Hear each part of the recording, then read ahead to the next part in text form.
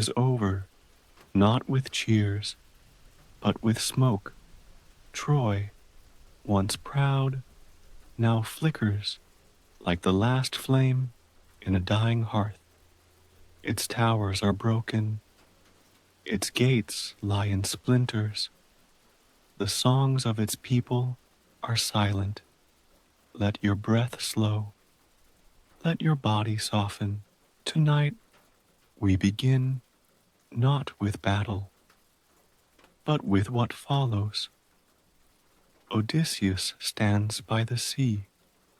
The wind lifts the corners of his cloak. He does not smile. Around him, other warriors laugh. They drink. They chant the names of the fallen.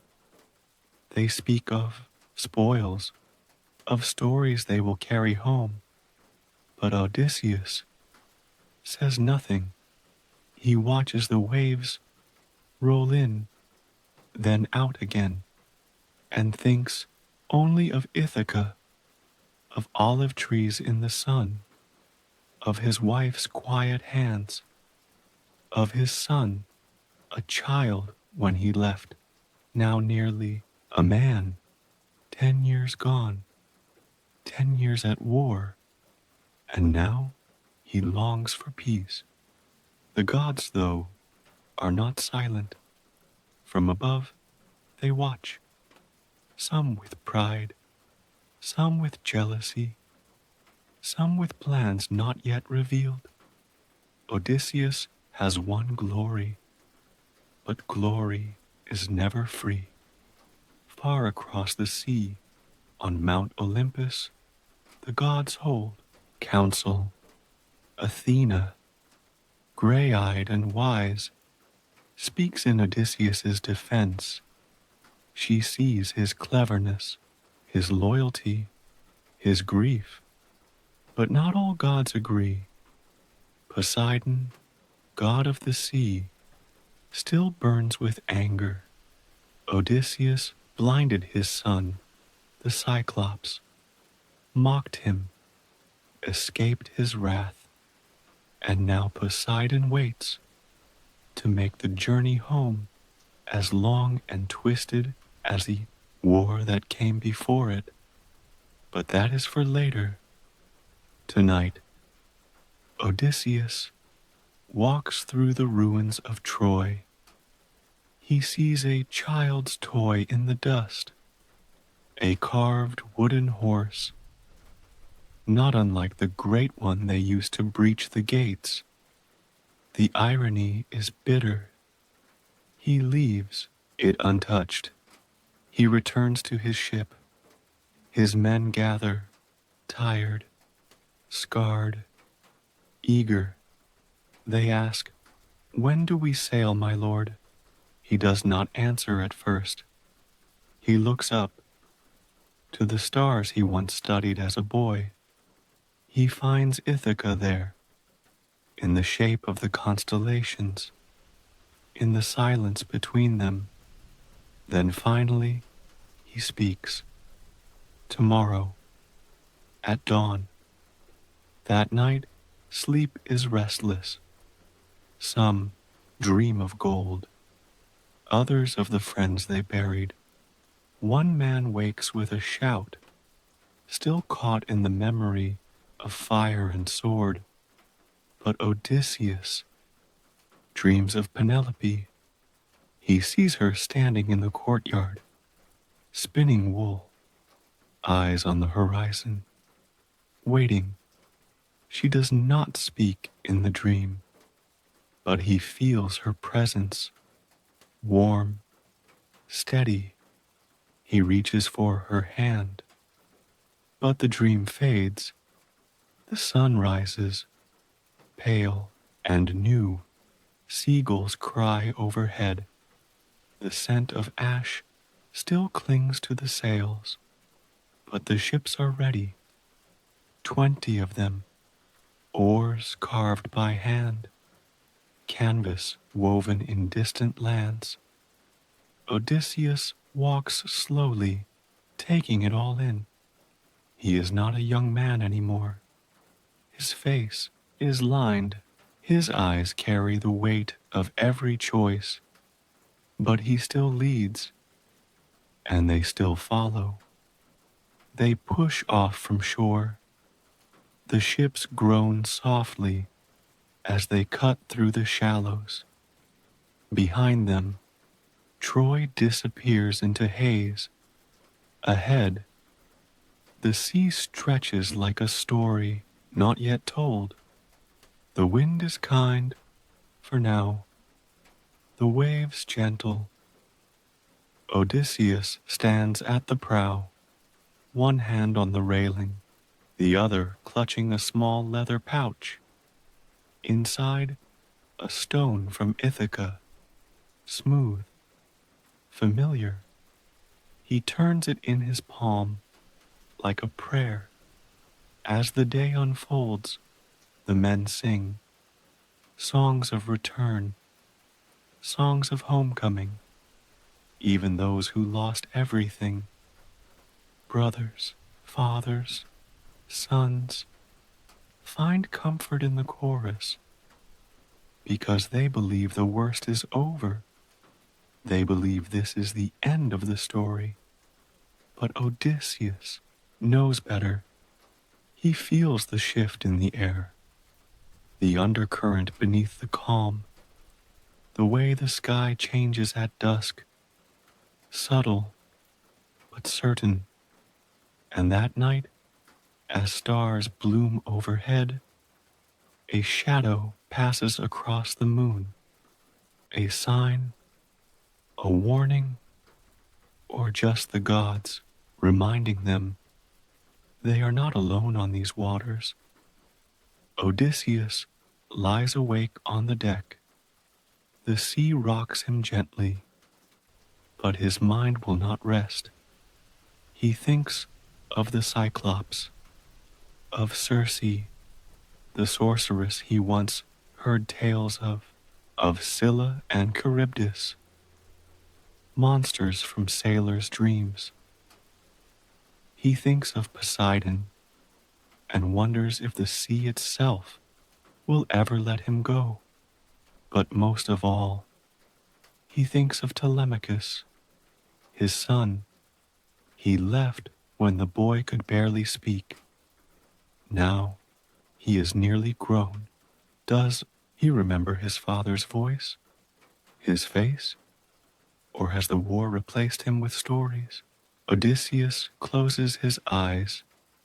He listens to the wind through the ropes, to the gentle creak of wood, and somewhere, just beneath it all, he hears, "Home, tomorrow, the winds may shift, the stars may lead them astray, monsters may rise from below, but tonight there is peace.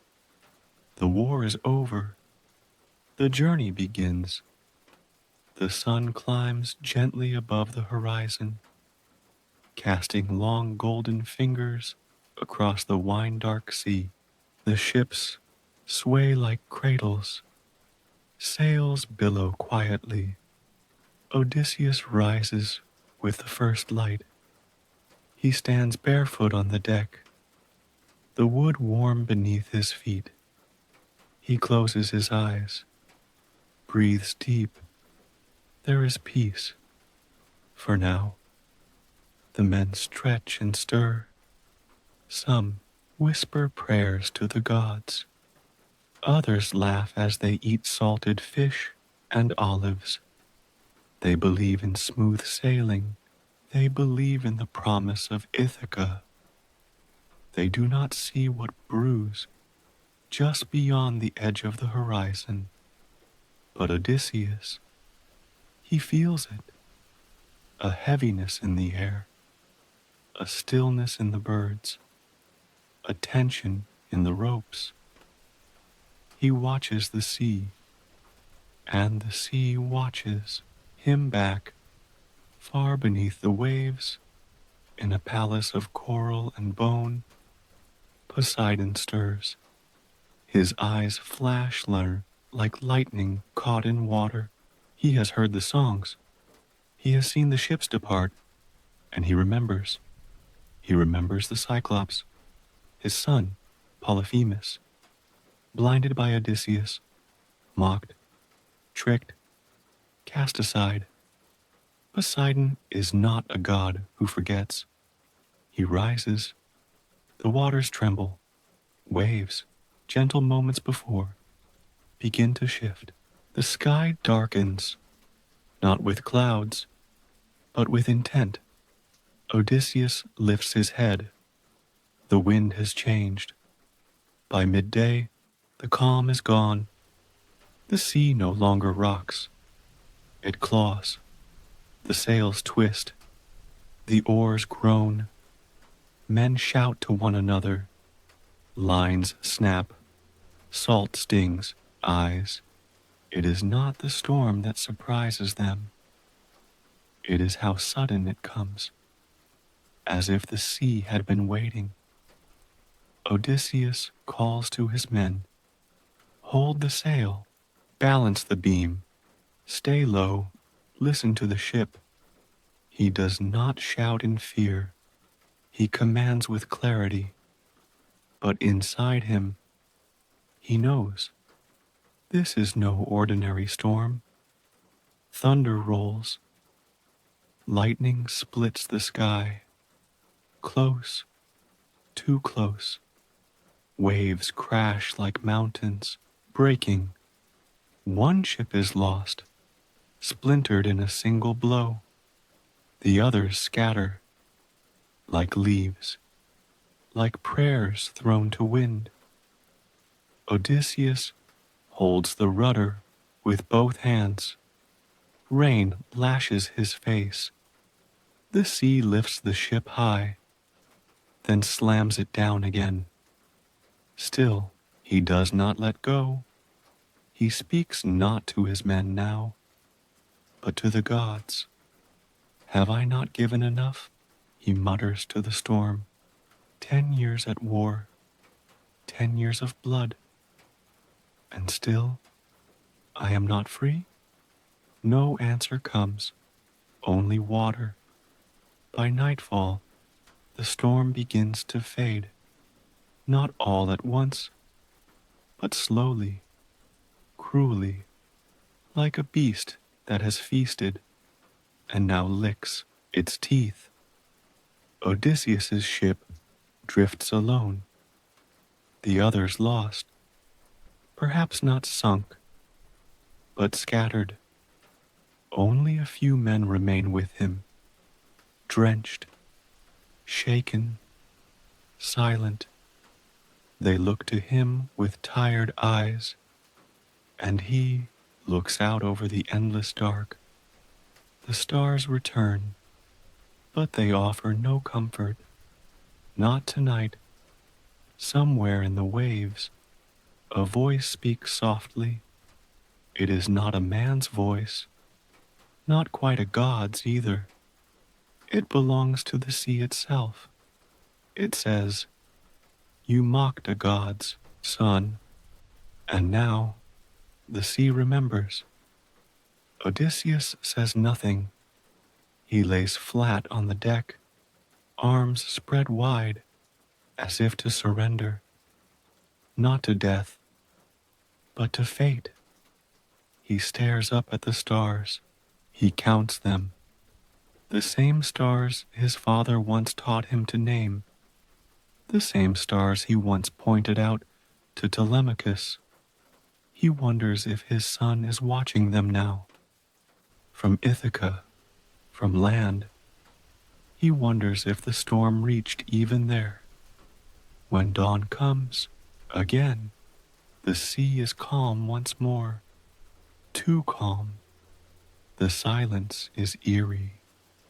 The water unnaturally still. And then, in the distance, land, not Ithaca, not even close, but land nonetheless. The ship floats toward a strange shoreline, lush, green, Unfamiliar, the men murmur. What place is this? Is it safe? Should we anchor? Odysseus doesn't answer. He feels the weight of choice, of every harbor that might be haven or trap, but the men are exhausted and the ship needs repair. So they row, slowly, cautiously, toward the shore. As they step onto the sand, the earth feels unreal beneath their feet. After days of rocking and tossing, the ground feels distant, unstable, almost like memory. They breathe deep. They gather driftwood. They make fire. But Odysseus does not rest. He walks the edge of the trees, listening, watching, because he knows something now, a truth as deep as the ocean. The gods are not done with him. Back on Mount Olympus, Athena watches in silence. She loves him still, but she cannot undo what Poseidon has set in motion. Odysseus will suffer. He will be tested, but if he endures, he may return, not just to Ithaca, but to himself. Night falls. The fire crackles low. The men sleep in a circle. Their chests rise and fall in rhythm, with the waves still inside them. And Odysseus, he sits alone, stone in hand, staring into the flames. The same smooth stone from home, the one he carries like a promise. It is warm now, from his hand, from the memory of Ithaca. He does not sleep. He only watches and waits, because this storm was only the beginning. The sun rises slowly, golden and forgiving, casting soft light over strange trees and tall grass. Odysseus stands at the edge of the shore, a quiet sentry, while his men sleep beneath blankets of driftwood and sand. The sea behind him is still, too still, as if even the waves hesitate to return. Before him, the island stretches, lush, green, and silent. Birdsong floats through the trees. The wind carries a sweet scent. Nothing stirs that does not sway gently. It is beautiful, and that is what makes him cautious. When the men wake, they are different, lighter, relieved. They eat, they laugh. One begins to sing. It's been so long since their voices rose without strain. Odysseus watches from the shade, his face unreadable. He has learned, over years of war and wind, that peace is often just a deeper kind of trap. Still, the island offers no threat. There are no walls, no spears, no cries in the night, only fruit, cool shade, clear water, and people, not many, not hostile, smiling. They greet the men without fear. They offer food, soft golden fruit, smooth like honey, called lotus. The men accept. They chew slowly, curious. Then again, then something shifts. Their shoulders fall, their hands unclench, their eyes, once fixed on the horizon, grow heavy, wandering. At first, Odysseus is glad until he notices they no longer speak of Ithaca. By midday, 3 men have wandered into the fields. By dusk, 5 more. They no longer respond when called. They smile, but do not listen. And when Odysseus reminds them of home, of Penelope, of sons waiting, of fires that still burn on distant shores, they only shake their heads. Why leave? They ask. There is peace here. No war, no storms, only rest. It frightens him more than blades ever did. He tries to reason with them. He tells stories of the journey still ahead, of triumph, of reunion. They laugh gently. There's nothing to seek. All you need is here. One man lies in the grass, watching the sky as if it were enough. Another begins to hum, a tune from childhood, but slow now, as if forgetting even the melody. That night, Odysseus does not sleep. He sharpens a stick, not as a weapon, but as a stake in the ground, a reminder he is still on a journey, still in motion, still Odysseus. In the morning, he finds one of his best men, Polides, curled under a tree, lotus juice staining his beard. He kneels beside him. Polites, he says softly, your sister waits for you in Ithaca. She sings the same song every evening, hoping the wind carries it to you. The man blinks slowly, and for a moment, a flicker of something passes over his face. Recognition, memory, pain. Then he turns his head away. Odysseus rises.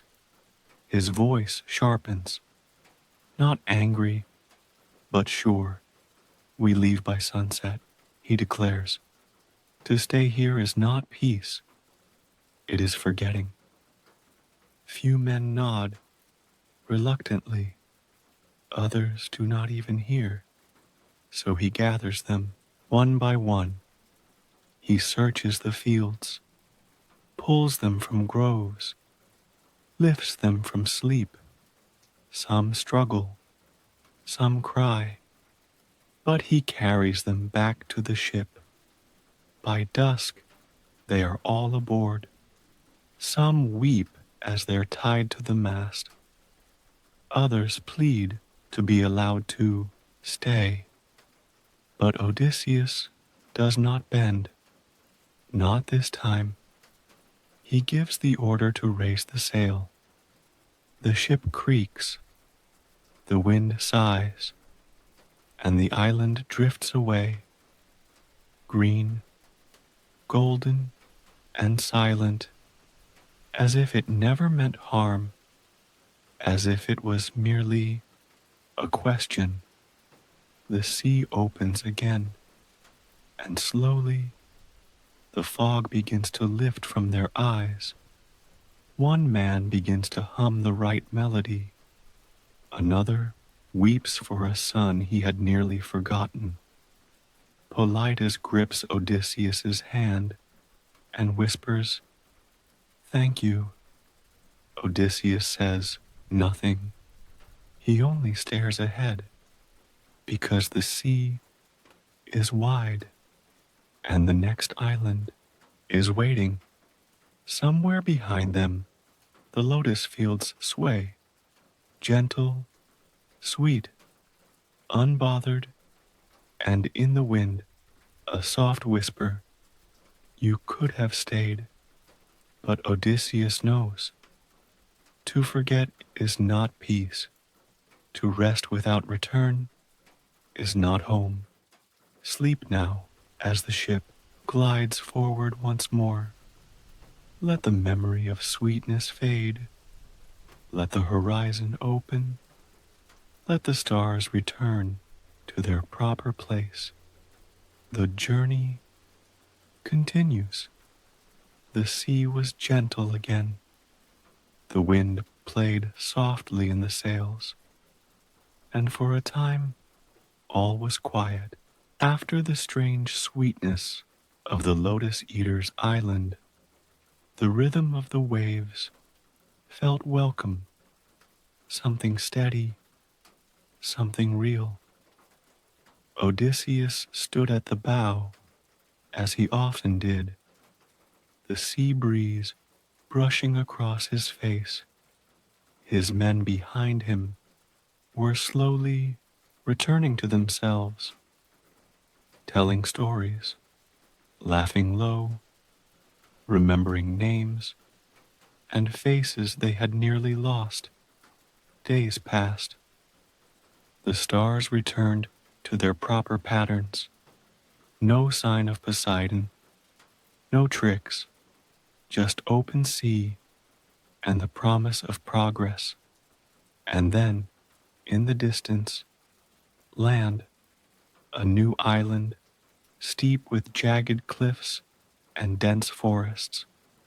No sign of towns, no sails, no smoke, only stillness. Odysseus narrowed his eyes. "We'll anchor," he said. "We need fresh water and food." The men agreed. Supplies were low, and the last island had given nothing but dreams. They made landfall at dawn. Birds scattered from the trees. The soil was soft and rich. Figs grew along the edges. Wild goats climbed the hills, watching without fear. It seemed untouched. Perfect. Too perfect. "We'll explore in small numbers," Odysseus instructed. "Take only what we need. Respect the land." But deeper inland, they found something stranger. A cave. A wide-mouthed cavern carved into the hillside. Inside, baskets of cheese, jars of milk, crates of firewood. A giant bed of straw in the corner. No fire, no tools, no footprints. "Someone lives here," said Politis, uneasy. Odysseus nodded. "Then we wait." But the men were hungry. The cheese was fresh, the jars full, and so they ate. Just enough to silence the hunger, they told themselves. And then they heard it. Footsteps, thunderous, heavy, coming closer. The cave darkened as something vast blocked the entrance. A shape, a shadow, a cyclops, one eye, 10 feet tall, the son of Poseidon. His name was Polyphemus. He ducked into the cave, saw the strangers, and stopped. At first, only silence, then a voice, deep and echoing. "Who are you?" Odysseus stepped forward. "We are travelers," he said, "blown off course. We ask only your kindness and a little food." Polyphemus stared at him, blinked slowly, then, without warning, he reached out and snatched one of the men. Before they could speak, scream, move, he crushed him. A single blow. The cave shook. The men cried out, backing away. But the Cyclops simply sat, ate, bone and all. Blood spilled on the stone. Odysseus felt his heart pound in his throat, but he did not shout. He did not run. He watched. He waited. The Cyclops finished his grisly meal, yawned, and lay down. Slept. Just like that. Quiet. Odysseus whispered, "We wait until he sleeps again. Then we find a way out." But the entrance was sealed. A boulder, larger than any man could move. They were trapped. The next day, it happened again. Another man taken, another body broken. The men wept. Odysseus paced the cave, thinking, watching, planning. Then he saw it, a thick olive branch, once used as a walking staff, leaned against the wall, taller than a man, sturdy. He whispered his plan to the others. They sharpened the end, heated it in the fire, waited. That night, when the Cyclops returned, Odysseus greeted him differently. "Polyphemus," he said, "we wish to toast your strength. Let us share our wine." The Cyclops laughed, took the skin, drank, and drank again. The wine was strong, unfamiliar. It dulled his senses. His eye drooped. "What is your name?" he rumbled. Odysseus smiled. "No man," he said. "My name is No Man." Polyphemus laughed once more, then collapsed. The cave shook with his snoring. Odysseus gave the signal. Together they lifted the glowing spear. Together they drove it into the Cyclops' eye. A scream, unlike anything they had ever heard, tore through the night. Polyphemus writhed, cried for help. But when others came, fellow Cyclopes from distant hills, they called through the cave walls, "What's happening? Who is hurting you?" Polyphemus screamed back, "No man is hurting me." So they left, confused, dismissing his cries as madness.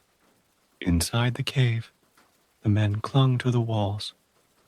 Polyphemus raged, blinded, thrashed, pushed at the boulder, but never left. By morning, he quieted, sat by the entrance, guarding it, feeling for escape. Odysseus watched him and saw the sheep. They would be let out to graze. They had to be. And so he tied his men beneath them, 3 to a belly, roped tight, hidden. When Polyphemus opened the cave, he felt only wool, and so they passed, one by one. Odysseus was the last. He clung to the underbelly of the largest ram, heart pounding, muscles aching, but they made it. To the beach, to the ship, to freedom. The men cheered, wept. Odysseus raised his hands in thanks to the gods, but then he could not help himself. He turned back, stood on the deck, cupped his hands to his mouth. "Polyphemus," he shouted. "It was not No Man. It was Odysseus, king of Ithaca, who blinded you." The Cyclops turned his face toward the sound, blood staining his beard, fury in his voice, and he called to Poseidon, his father, "Father, hear me. Curse Odysseus. may his journey be long, cursed, and full of loss.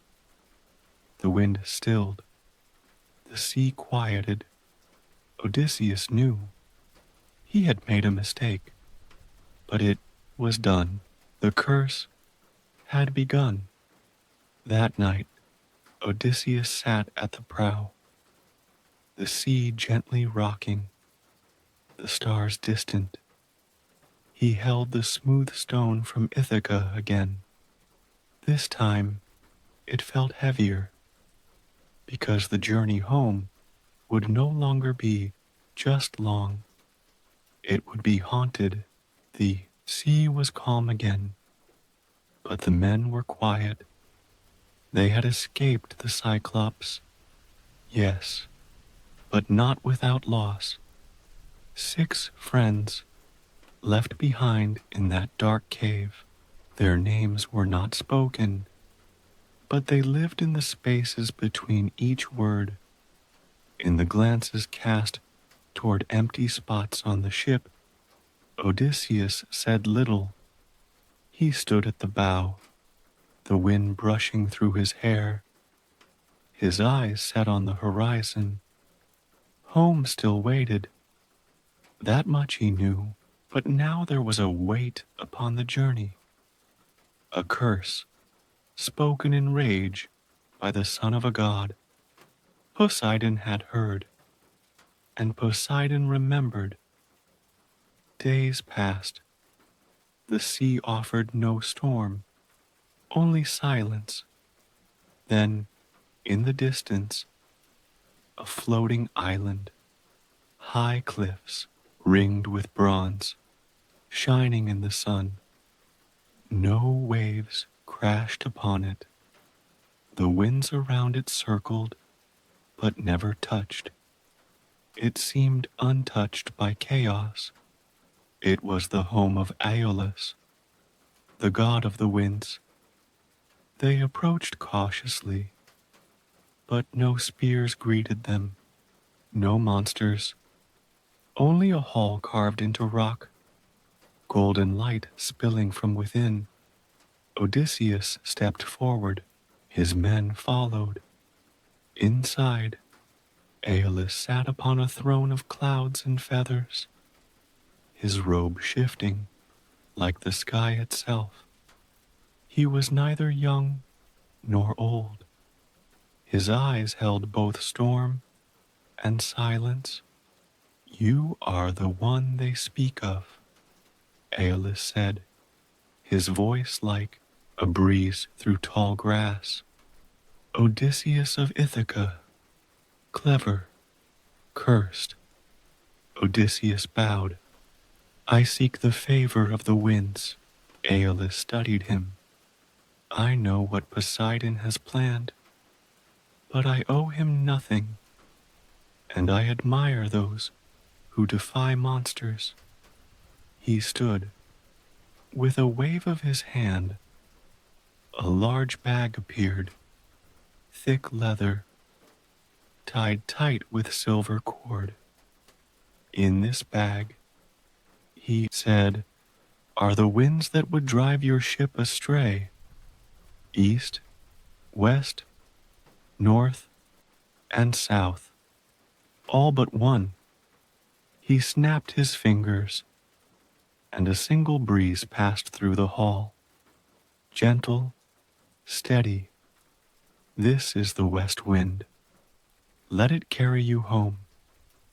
Odysseus took the bag in both hands. It pulsed softly, like a living thing. Guard it, Aeolus warned. Do not open it.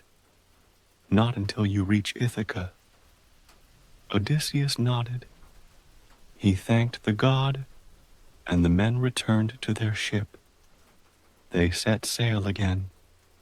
The wind was perfect, constant, strong, a ribbon pulling them forward.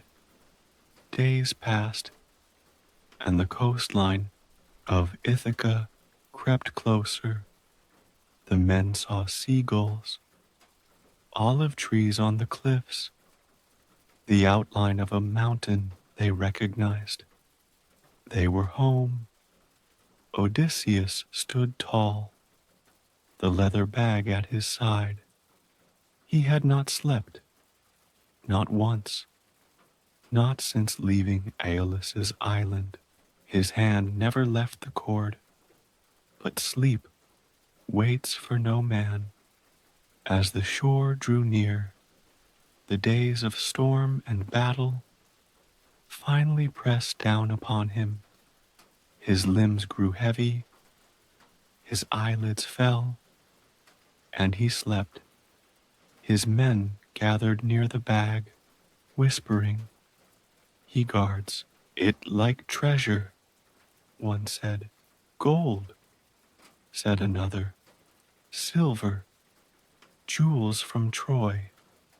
Why should he keep it from us?" They waited until his breathing slowed.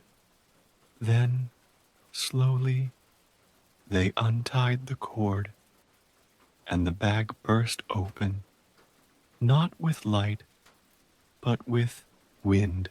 A scream across the sea, a roar from every direction. The ship spun, the sails snapped. The men cried out as they were thrown to the deck. And just like that, Ithaca vanished behind them. The west wind was gone. In its place, confusion, distance, fury. When Odysseus woke, they were surrounded by empty water. He looked to his men. They avoided his gaze. He said nothing. There were no words, only silence, and the knowledge that they had been within reach and let it go. They turned back. When they reached Aeolus's island once more, Odysseus climbed alone to the hall. Aeolus watched him approach and shook his head. "You had your chance," he said. "I know. Even the gods cannot save a man twice from the same folly." And he turned away. The doors closed. No wind followed them out. For the first time in the journey, Odysseus felt the pull of despair, not from monsters, not from loss, but from failure. They had been within sight of home, within hours, and now the sea stretched endlessly again. He returned to the ship, said nothing to his men, but that night, as they drifted beneath the stars, he touched the empty leather sack once more. It was weightless now, hollow, like hope, and far below, in the depths of the sea, Poseidon smiled. The curse was not in storms. It was in being lost just after you had been found. The days that followed were quiet, too quiet. After Aeolus's rejection, the wind no longer guided them. What little breeze stirred the sails came and went without rhythm. The sea was no longer an ally. It had become a vast, shifting maze. Odysseus sat at the stern, his hands resting on the oar bench beside him. The bag of wind now nothing but a crumpled memory. His men rowed slowly, no songs on their lips, no stories in their mouths. The silence was thick, and no one dared speak of Ithaca anymore. Then, after days adrift, land came into view again. It was not beautiful, nor welcoming. Sharp cliffs rose like teeth from the ocean, and strange birds circled high above the peaks. But there was a harbor, narrow and deep, surrounded by high stone walls. The entrance was so tight that only one ship could pass at a time. Odysseus, cautious as ever, brought one ship inside. The others followed. Once docked, the water stilled completely, as if trapped within the stone basin. It was too calm, too quiet. They disembarked. A few men went inland to find food, to see who ruled the land. They didn't return. Odysseus grew uneasy. He sent out a second group. Still, no word. And then a third, led by one of his bravest men. This time, there was a witness. He returned, running, panting, wild-eyed. "They are giants," he gasped. "Not men, not beasts, something in between." He spoke of towering creatures, skin like cracked stone, mouths filled with sharp teeth. The Laestrygonians. They did not speak. They did not warn. They seized. They ate. No fight, no duel, just death. Odysseus did not wait. "Back to the ships," he shouted, but it was already too late. From the cliffs above, the Laestrygonians began to appear, heaving massive boulders in. Their arms, they hurled them down. Ship masts snapped like twigs, hulls shattered. The harbor became a grave. Men screamed. Flames rose from crushed decks. Odysseus leapt into his ship, the one nearest the edge of the harbor. His men, already there, pushed off. A boulder crashed into the sea just behind them, sending water skyward. They rowed, harder than they ever had before. Odysseus gripped the tiller, guiding them through the narrow entrance. Behind him, his fleet, his brothers in arms, those who had survived Troy and storms and monsters, were lost, crushed, consumed, gone. Only one ship escaped, his. When they reached the open sea, no one spoke. There was no cheering, no relief, only the sound of water dripping from oars, and the weight of what had been lost. Odysseus counted them in his mind. 12 ships had entered the harbor. One left. He closed his eyes. He said the names of every man who did not make it out. And then, silence again. They sailed without a word. For days, for nights. No birds, no stars, only grief. The sea stretched on, unfeeling. Odysseus sat at the bow, the wind touching his face with no warmth. He had led them to this place. He had chosen to stop, to search, to believe there might be help.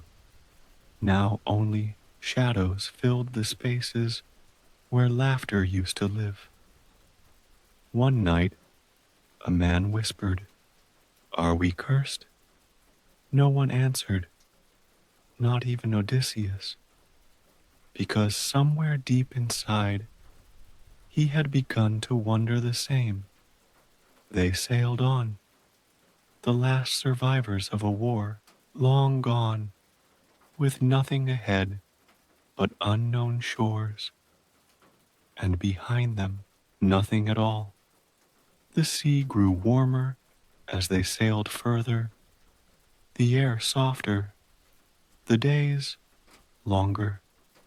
The grief from the Laestrygonian massacre still hung in the hearts of Odysseus and his remaining crew. But their bodies moved forward, even if their spirits lagged behind. The waves were calm, unnaturally so, and the water glistened like polished glass. One morning, just as the sun began its climb, land appeared once again, an island, green, rolling hills, thick forests that breathed with wind. Birds with feathers like flame flew in slow spirals above tall cliffs. Odysseus stood at the edge of the ship, his hand on the mast. He didn't speak right away. He studied the shoreline with a gaze sharpened by loss. This place did not feel threatening, but neither had the last. Still, they needed food, water, rest. "We go ashore," he said, but with care. They landed near a small cove, tying the ship to a smooth rock. The sand was pale. The trees whispered softly. All seemed untouched. Odysseus sent out a scouting party, 20 men. He placed Eurylochus in command, his most trusted second. The rest stayed behind, repairing sails, gathering wood, boiling seawater. The hours passed slowly. Then, as the sun dipped lower, Eurylochus returned. Alone, he ran down the hill, breathless, pale. "Speak," Odysseus said. "Steady." "There is a palace," Eurylochus gasped, "hidden in the trees, carved of stone. Smoke rises from its chimney. A woman lives there." "A woman? Beautiful," he whispered. "Her voice, it's like honey, like song. She welcomed us, fed us. My men ate, and," Eurylochus swallowed hard, "she touched them, one by one, with a golden wand, and they changed." "Changed how?" "Into swine." Odysseus did not speak. Eurylochus looked down. "I ran." Odysseus nodded once. "You did right." He stood, took his sword, his bow, and the small blade hidden in his belt. Then he walked into the trees. The path curved gently through the forest. No traps, no guards, no bones, only soft wind and sweet smells. Flowers, fruit, warm bread in the air, and music. A woman's voice, singing. The palace appeared suddenly, a grand hall of smooth stone and tall columns draped with ivy. Doves perched along the edge of the roof. Smoke curled from a chimney. Odysseus stepped into the clearing. The music stopped. Then, from the shadows, she appeared. Circe, golden hair, bare feet, eyes that held 1,000 stories. She smiled. "Another visitor," she said. "I seek my men," he replied. She tilted her head. "They've been changed." "I know." She held up a slender wand, gold like sunrise. "And will you draw your sword?" "I will," he said. And he did. But before he could step forward, something else happened. A figure shimmered beside him. Hermes, the messenger god, fast-footed, cloaked in light. He leaned in. She is powerful, but you must not fear. Hermes handed Odysseus a small herb, dark green, with a scent like rain. Eat this. It will protect you. Then, just as quickly, Hermes vanished. Odysseus placed the herb on his tongue. Circe watched. You are not like the others. He stepped forward. Turn them back, she smiled. You are brave, but that alone is not enough. I am not here for games, he said. I see that now, she replied, and with a flick of her wand, she tried. She whispered the words, but nothing happened. Odysseus stood firm. Circe's eyes widened, not with fear, but wonder. You resist me, she said. He raised his blade. Turn them back, he repeated. She paused, then lowered the wand. As you wish. She clapped her hands. From within the palace came the sounds of movement, hoof to foot, grunt to gasp. Then, out from the hall, stumbled his men, blinking, dazed, but whole again. Human once more. They wept when they saw him. Circe stepped back. Stay. Rest. You are safe here. Odysseus did not trust her, but his men needed sleep, food, time, so they stayed. Days turned to weeks. Circe offered them wine, meat, clean clothes. She sang again, but now her song carried no spell, only sadness. Odysseus sat beside her in the evenings, asking questions. You live alone? He asked. She nodded. My magic frightens most. Why do you turn men into beasts? They come to take. I show them what they already are. He said nothing. You are not like them, she said. I've seen too much to be either beast or man, she smiled. And in that silence, something passed between them. Trust, or perhaps something quieter. On the 30th night, she spoke of a new danger. When you leave, she said, you must go down into the land of the dead. He looked at her. Why? You must speak to Tiresias, the blind prophet. He will tell you how to reach Ithaca. You will not find your way without him. Odysseus nodded. Where is this place? She looked to the sea, north, to the edge of the world.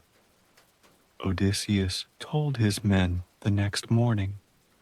Some begged to stay, but he gathered them one by one. He thanked Circe.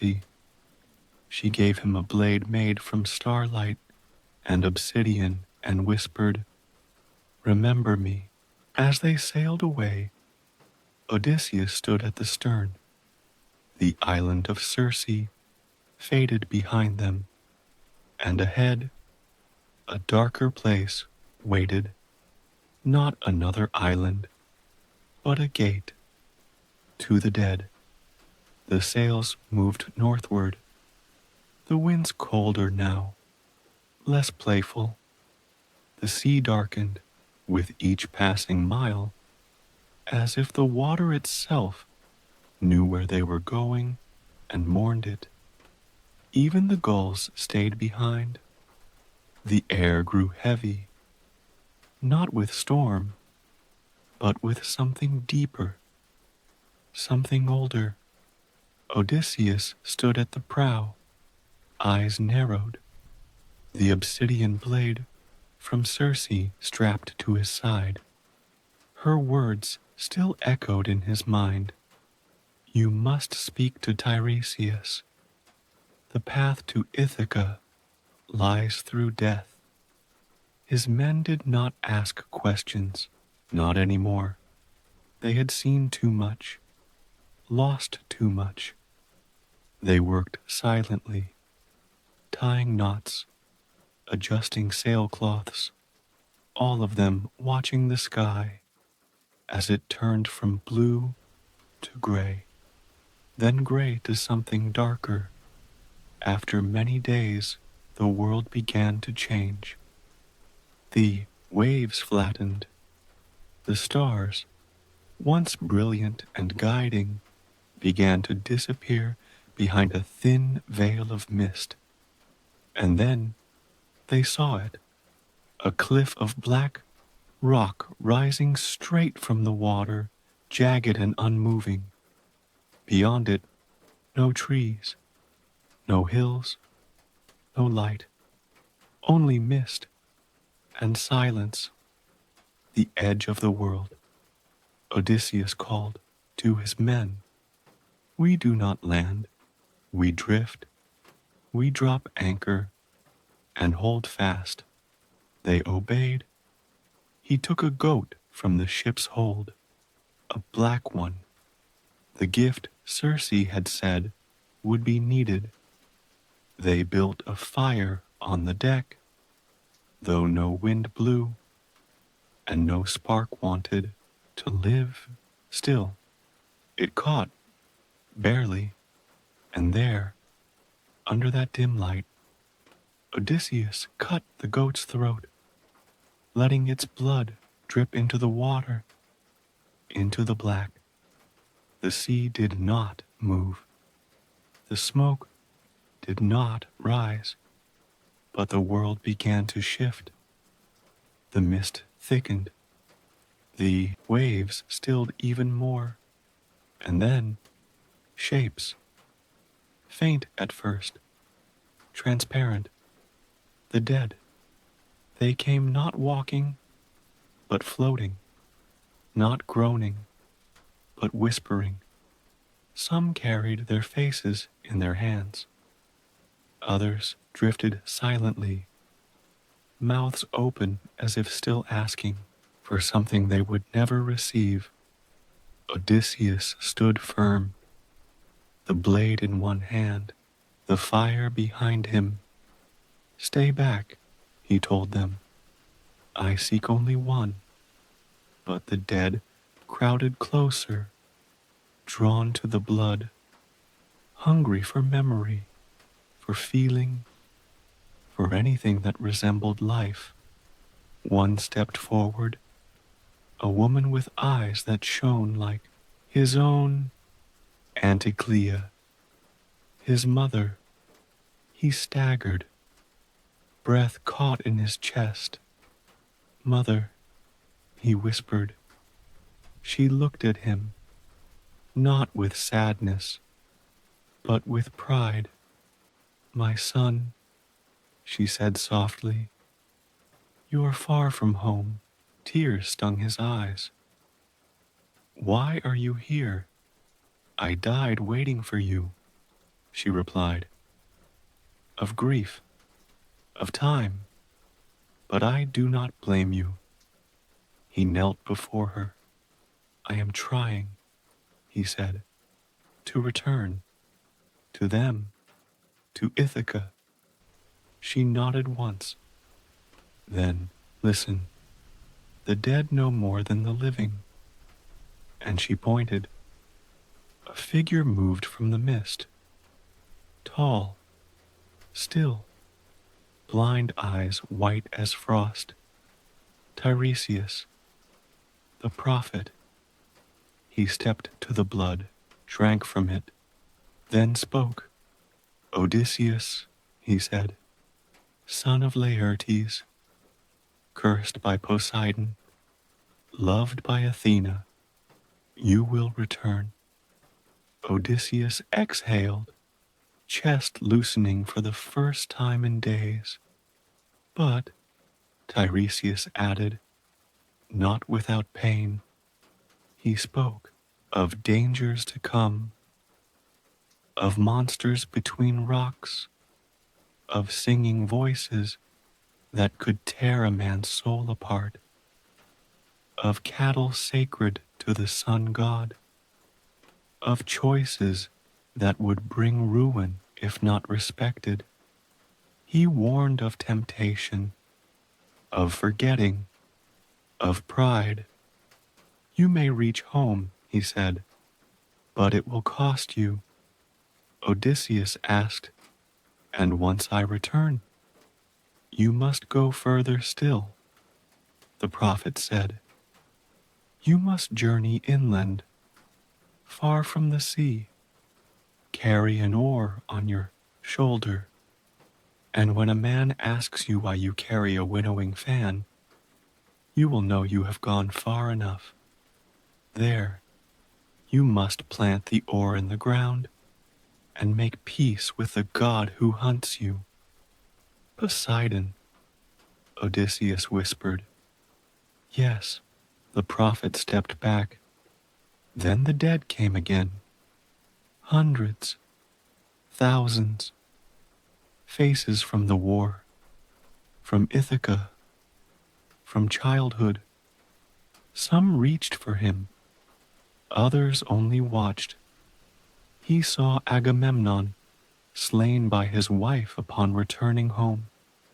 Achilles, taller than he, remembered, his voice distant and hollow. Would you trade death for glory? Odysseus asked him. The hero only said, I would rather live as a poor man on earth than rule all of the dead. The cold settled deeper in Odysseus's chest. The flame began to flicker. He stood, gripped the ship's railing, called to his men, raise anchor. But now, the blood had run dry. The spirits pressed close. The sea seemed to groan. As they pulled away, the mist followed. Only when the fire was no longer visible did it finally fall behind. Odysseus sat on the deck, wet, cold, silent. He had spoken to ghosts, and they had given him direction, but not comfort. The world of the dead did not offer peace, only truth. And truth, he now knew, would not be enough to carry him home. The sea was quiet again, not with fear, but with reverence. After their voyage to the underworld, the crew moved with soft hands and fewer words, as if speaking too loudly might summon something back from the mist. No one asked what Odysseus had seen. No one questioned the change in his eyes. They simply sailed. The wind came to them like a gift, gentle and steady, and slowly the color began to return to the world. The sky turned blue once more, the clouds white and slow moving. The sea shimmered with life again, but Odysseus had no peace. He sat with his back against the mast, turning the obsidian blade in his hand. Tiresias's words replayed in his mind, like footsteps that never left the path behind him. Pain, temptation, a warning about voices that sang not with joy, but with hunger. They were drawing near. Circe had spoken of them too, back on her island, Just before they left, she had pulled Odysseus aside and whispered about a place in the open sea where no ship passed unscathed, a place where the air shimmered with music so beautiful it could pull the soul straight from the body. The sirens, they sang to every sailor's secret. They did not lure with beauty, but with knowledge. They promised to tell you the things only the dead could know. The past, the future, the truths hidden even from gods. Odysseus had not forgotten. So now, as the coastline began to disappear and the sea stretched wide, he gathered his men. He held a small block of wax in his hand and showed it to them. These are the lands of the sirens, he said. You must not hear their voices. He gave them each a piece of wax, softened over the small flame, and helped them plug their ears, one by one, carefully, silently. But for himself, he asked something else. Bind me, he said, to the mast, tight. No matter what I say, no matter what I promise, do not let me go. They hesitated, then nodded. They took ropes, looped them around his arms, his chest, his legs. They tied him so tightly he could barely shift his weight. Then they sailed on, and the sea changed. No storm came, no monster appeared, but something in the air shifted. It shimmered, it breathed. Then came the sound. It was not music at first. It was memory, a mother's laughter, the soft sigh of Penelope turning in sleep, the first cry of Telemachus as a newborn. Then came the voices, sweet, low, endless. Odysseus, they sang, though their lips never moved. We know you, we see you. Come closer, and we will tell you what lies ahead. Come, hero of Troy, and learn what waits beyond your name. Odysseus fought the ropes. His body arched. He shouted. They spoke of his past, each truth sharp and perfect, of the time he climbed olive trees as a boy, of the scar on his knee from a boar's tusk, of the words his father spoke the night before he left for war. Then they whispered things he didn't yet know, of those waiting for him, of hands that would betray, of lands he had not yet dreamed of. The sea rocked slowly. The wind turned in on itself. The men rowed, steady, deaf to it all. Odysseus wept, not from fear, from longing. The sirens did not offer false dreams. They offered everything, but still his body remained tied. The ropes held, and then the music began to fade, slowly, if falling behind, as if drowning. The air cleared, the light sharpened, the sea deepened. The ship moved forward again, and Odysseus slumped against the mast, heart racing. His men, seeing the change in his face, untied him gently. He did not speak. They removed the wax from their ears, one by one. The silence was thick.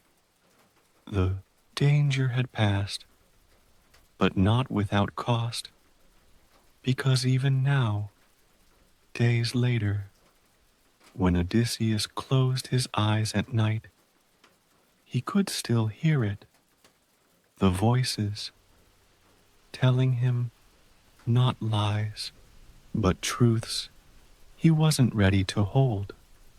The sea narrowed now, as if guiding them into the throat of something ancient. Steep cliffs pressed in on either side, and the sky above them dimmed, even in daylight. It was a place where even the waves hesitated, where the ocean seemed to shiver against its own edges. Odysseus stood at the prow, one hand wrapped tightly around the rigging, the other clenched at his side. He did not blink. He knew where they were. Circe had told him of this place. Two monsters, two choices. On one side, Scylla, a creature with 6 heads, each lined with snapping teeth, perched in a dark crevice high in the cliff. She snatched sailors from ships like fruit from a vine. No one ever saw her coming. On the other, Charybdis, a churning whirlpool that drank the sea 3 times a day. It did not kill quickly. It pulled you in, drowned you slowly, and shattered the ship to pieces. They would have to pass between them. Circe had made her warning clear. Hug the cliff. Sacrifice few. Do not be greedy, or all will be lost. Now, that choice lay ahead. Odysseus turned to his men. Row, steady, eyes ahead. No fear, they nodded, though their knuckles turned white around the oars. He did not tell them the full truth, that some of them would die, that Scylla could not be reasoned with, that Charybdis could not be outrun, because fear would break them faster than monsters. The current tightened. The ship was pulled faster, the cliffs closing in like a pair of jagged jaws. Mist swirled from below, and the walls echoed with strange, wet breathing. Odysseus could hear it, low and constant. Not the wind, not the waves. Breathing. He gripped his sword, though he knew it would do nothing. And then he saw it.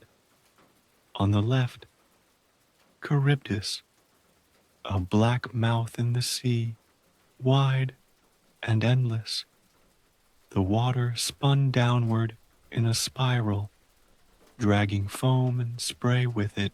It was calm, then violent, then calm again. He turned his eyes quickly to the right, to the cliffs, and she was there, Scylla, only for a heartbeat, a glint of gray-green skin, a flicker of jaws, the gleam of teeth, wet with seawater. Then, nothing. Keep right, Odysseus shouted. The ship leaned toward the cliff. The wood groaned, scraping along the edge. The whirlpool spun behind them, reaching. And then, screams. 6 of them, snatched in a blink, lifted from the deck. Odysseus turned just in time to see limbs flailing, eyes wide in shock, then disappearing into the mist above. He did not shout. He did not cry. There was no time. Row, he commanded, and they did. The ship scraped through. The cliffs widened. The current slowed, and then silence. Odysseus sank to his knees. 6 men gone. No warning, no farewell. His crew rowed on, silent tears falling into the sea.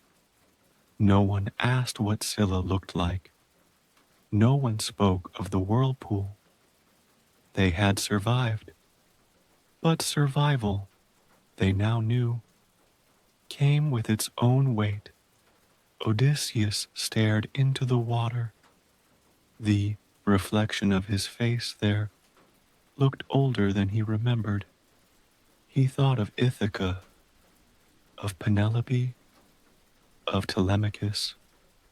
How many more would he lose before he could see them again? He touched the stone in his pocket, the one from home. It was cool in his hand, even under the sun. The sea calmed, the cliffs fell away behind them. But inside the ship, and inside him, the storm had only just begun. The cliffs faded behind them, and the sea stretched wide and empty again. For the first time in many days, the water was open, the sky blue, the wind soft. But peace no longer meant relief. Not for Odysseus, not for his men. They had passed through monsters. They had watched 6 brothers vanish without time to mourn. And yet they rode forward because there was nowhere else to go. The sun beat down gently. Odysseus said little. His mind wandered constantly to Tiresias's warning and Circe's echo of it. When you reach the island of Thrinacia, do not touch the cattle, not one. They are sacred to Helios, the sun god. Harm them, and your journey ends in ruin. Now, the island appeared ahead, green hills rising from the sea, soft meadows, streams of silver water, and across the fields, cattle, golden, radiant, perfect.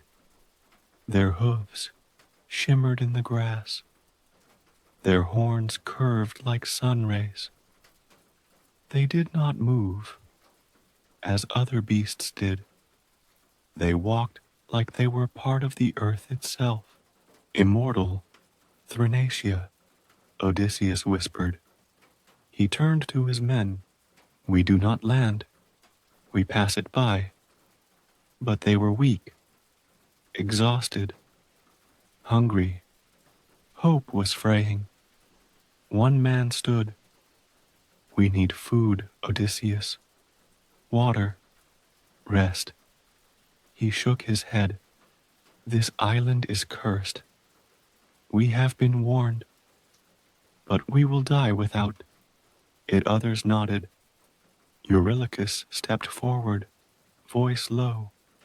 We swore loyalty to you at Troy. We followed you into caves, past monsters, through storms.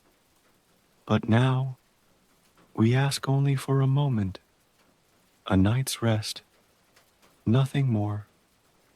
Odysseus looked into his men's faces. They were gaunt, sunburnt, frightened. He agreed. One night only, they anchored and came ashore, found a quiet spot beneath the trees. Water flowed nearby. The grass was soft. For the first time in weeks, the men slept without fear. Odysseus made one final plea. Swear to me, on your lives, on your homes. Do not touch the cattle. They nodded, and for a time they obeyed. But the sea held them longer than Odysseus expected. Days passed, then weeks. The winds would not return. The sails hung limp. The stores ran out. Hunger came back. Not the kind you feel in your belly, but in your bones. The men began to whisper, just one beast. The gods would not miss one. Odysseus tried to keep watch, but hunger does strange things to the mind, and sleep, once resisted, becomes unavoidable. One evening, as clouds gathered, he lay back beside a tree. Just for a moment, his eyes closed, and in the quiet, while the wind was still and the sky waited, they killed one, then another, then the rest. They roasted the meat, ate with tears in their eyes, sang prayers between bites. When Odysseus woke, it was already done. Ran to the shore, found the bones, the fires, the smell of cooking fat still in the air. He did not scream. He only sat down because he knew it was over. Thunder rolled across the island. The sky turned black. From high above, Helios saw everything. The sun god went to Olympus and made his demand. Punish them, or I withdraw my light from the world. Zeus, lord of the gods, agreed.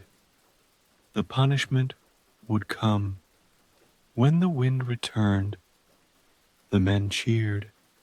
They raised the sails, laughed at the sea. Odysseus said nothing.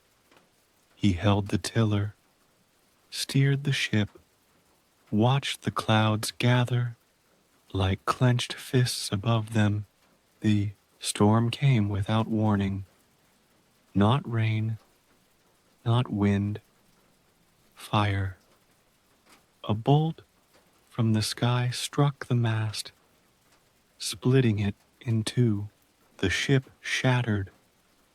Flames rose as the sea swallowed the wreck. The men screamed.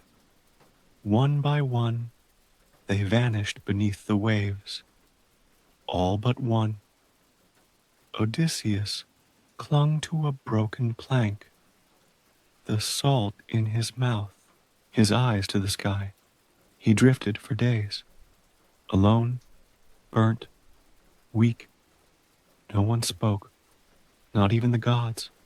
At last, the tide carried him to another shore, cold, empty, unknown. He lay on the beach, breathing, alive, but only just. Everyone else was gone. He stared at the sky, not in anger, not in grief, just silence, because now he was truly alone. The waves laid him gently on the shore, like a child returned to earth from the arms of a storm. He did not move. His body, broken, his soul, quieter than it had ever been.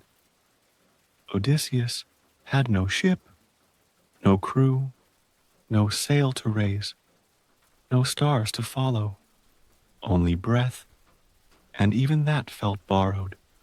He lay on the sand, eyes open to a sky that no longer answered, skin stinging from salt and sun, heart hollow from loss. For a long time, the island said nothing. Then, footsteps, soft, bare. She moved like mist between trees, skin the color of honey, hair like twilight woven with wind. a voice so gentle it felt imagined. Calypso. She was not like Circe, whose power crackled like fire. Calypso's presence was deeper, quieter, the kind of strength that held instead of commanded. She knelt beside him, touched his forehead, whispered something in a language older than Olympus. Then he slept. When he woke, he was clean, fed, warm, a bed of leaves and soft cloth, a bowl of fruit beside him, a roof of woven branches. He blinked at the ceiling, unsure if he'd died. She was there again, sitting quietly. "You are not dead," she said softly. He said nothing. "You drifted to Ogygia. This is my island." He looked into her eyes. "And you are a goddess?" She nodded. "Why save me?" She didn't answer that. Not then. Days passed. He healed. She tended him, never asking for anything. When he was strong enough to walk, she showed him the island. It was paradise. Gentle hills, blooming trees, springs of clear water. Birds sang without fear. The days were warm, the nights filled with stars. There were no threats, no shadows, no choices. She offered him a place beside her, a bed, a life without pain, without war, without the memory of ships torn by lightning. "You could stay," she said, "forever." It was not a trap. It was an honest offer. He could see it, the years spent in peace, the slow fading of grief, the forgetting. But each night, when he lay beneath the sky, he saw Penelope, not as she was when he left, young and radiant, but now, older, stronger, still waiting. He saw Telemachus, a child no longer, a man who did not yet know his father's face. He could not stay. Each morning, he walked to the shoreline, sat on a rock, looked west, hoping for a sign, any sign. None came. Calypso joined him one morning. "You do not love me," she said, "not bitter, only certain." "I respect you," he said. She nodded. "You ache for home," she said. "I do. You will never find another island as beautiful." He smiled sadly. "I hope not." More days passed. More silence. Calypso said little. Then, one evening, Hermes arrived, swift-footed, cloaked in gold. He stepped onto the beach and bowed to Calypso. "Zeus sends word," he said. "You must let him go." She looked away. "I knew this would come," she whispered. That night, she walked with Odysseus to the water's edge. "I can give you nothing more," she said, "not even the tide, but I will help you build." And together they did, a raft of cedar and rope. Strong, simple, she packed food, skins of water, a cloak. Then she kissed him. Once. "You will not be forgotten," she said. Neither of them cried. Some goodbyes are too complete for tears. He stepped onto the raft. The waves rose. And as the island faded behind him, Odysseus looked forward toward a world he did not yet know, but one he was ready to meet. The journey was not over, but he was once again on his way. The sea welcomed him back with silence. No monsters, no curses, no voices in the wind, just water stretching endlessly in every direction. Odysseus sat on the raft, hands calloused from rope and wood, eyes set to the horizon. The raft rocked gently beneath him, nothing like the ships he once commanded, but it floated, and that was enough. He was alone, but he was free. The wind pressed against the sail with quiet strength, guiding him west. The stars at night blinked kindly, and the moon, silver and slow, followed his path like an old friend. For the first time in many months, he allowed himself to believe. Ithaca is waiting. He whispered it under his breath like a prayer, each syllable carrying the weight of every mile, every loss, every tear unspoken. But far above, on Mount Olympus, Poseidon watched. He had been away, turning tides in distant oceans, stirring rivers across mountains. But now he returned, and when he saw Odysseus drifting free, alone, but not defeated, his fury rose like the deepest wave. This mortal, Poseidon growled, who blinded my son? Who taunts the gods with every breath? He dares to float unpunished. He struck the sea with his trident, and the sky broke open. Wind screamed from the north. Waves as tall as cliffs smashed against the raft. The sea, moments ago still and shimmering, turned black and violent. Thunder cracked overhead. Rain poured down like spears. Odysseus held the mast with both hands, knuckles white, his cloak soaked and snapping in the wind. The raft heaved. The sail tore. The ropes snapped one by one, ripped from their knots. A wave rose taller than all the others. For a moment, it stood above him like a mountain of water, frozen at its peak. Then it fell. The raft shattered. The ocean swallowed him whole. He tumbled beneath the waves, limbs flailing, lungs burning, his mind spinning between memory and darkness.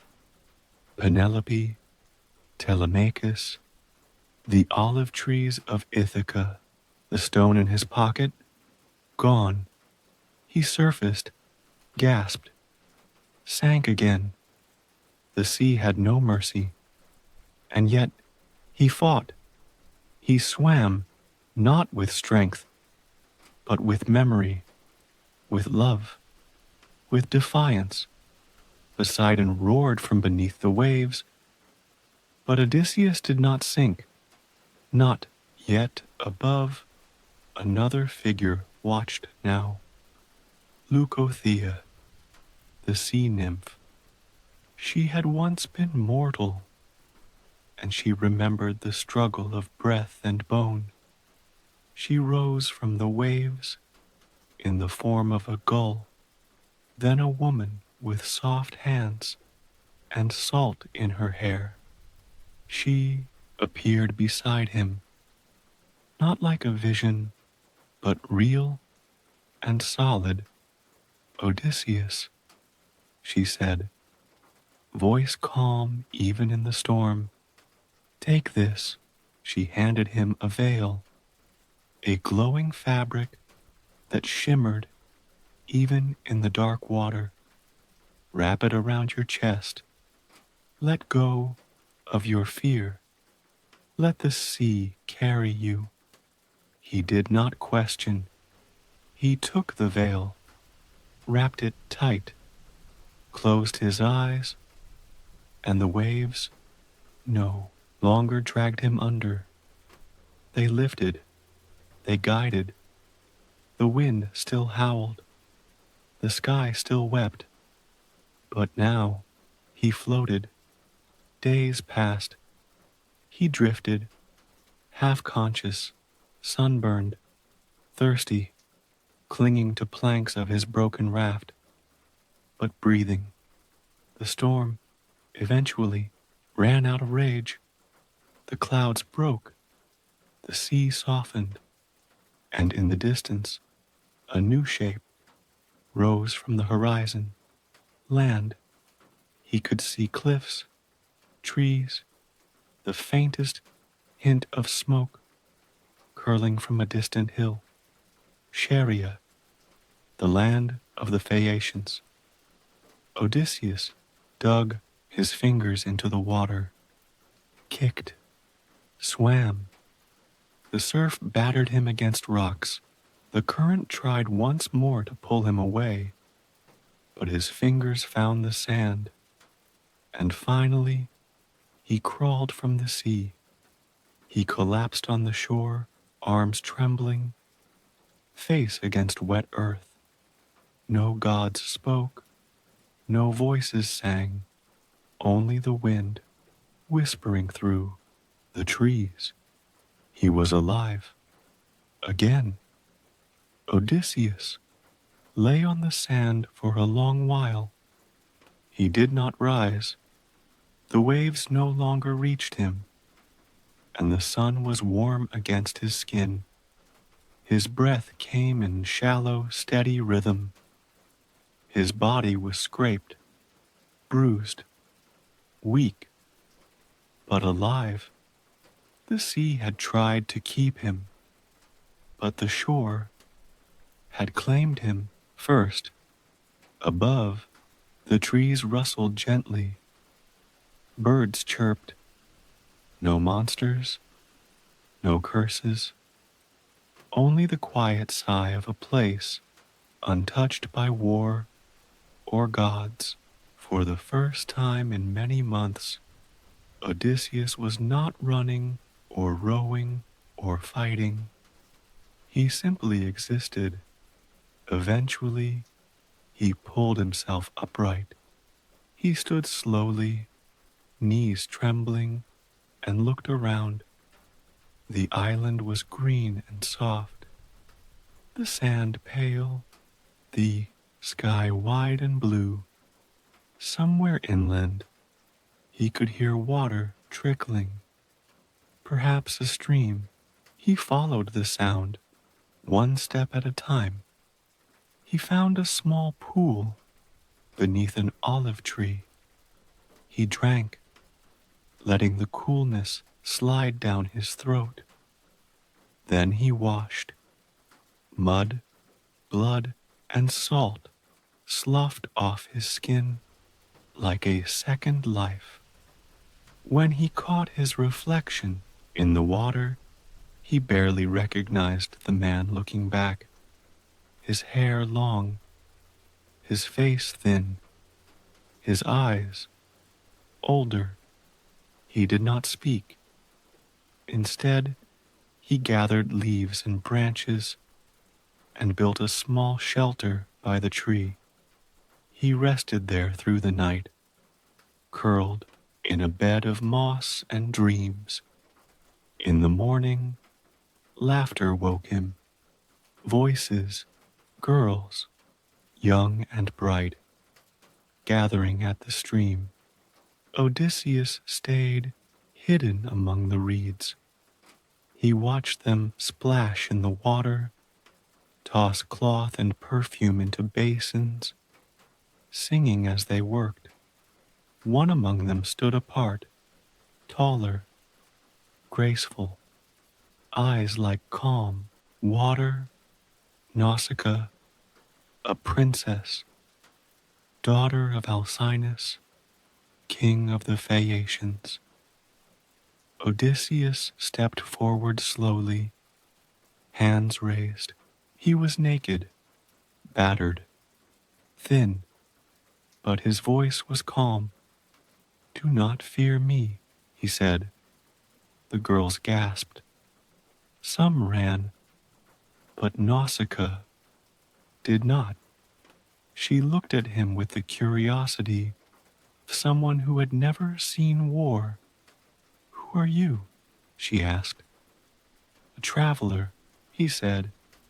"A man who has lost everything except the desire to return home." She studied him. Then, with a nod, she handed him cloth, oil, bread. "Come to the palace," she said. "My father will want to hear your story." He followed at a distance, as she had asked.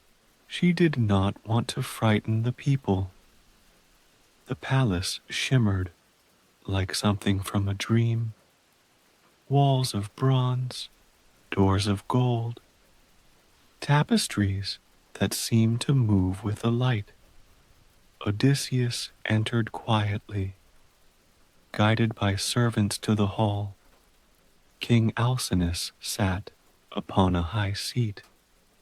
Beside him, Queen Arete, proud and sharp-eyed. Odysseus bowed low, then knelt. "I have wandered long," he said. "I ask for nothing but food, shelter, and a ship to take me home." Alcinous watched him carefully. "You speak well," he said, "and wear the wounds of long sorrow. But before I grant your wish, you must tell us your name." Odysseus hesitated. It had been so long since he had spoken it aloud. Then, at last, "I am Odysseus, son of Laertes, king of Ithaca, fighter of Troy, bearer of a curse and a hope."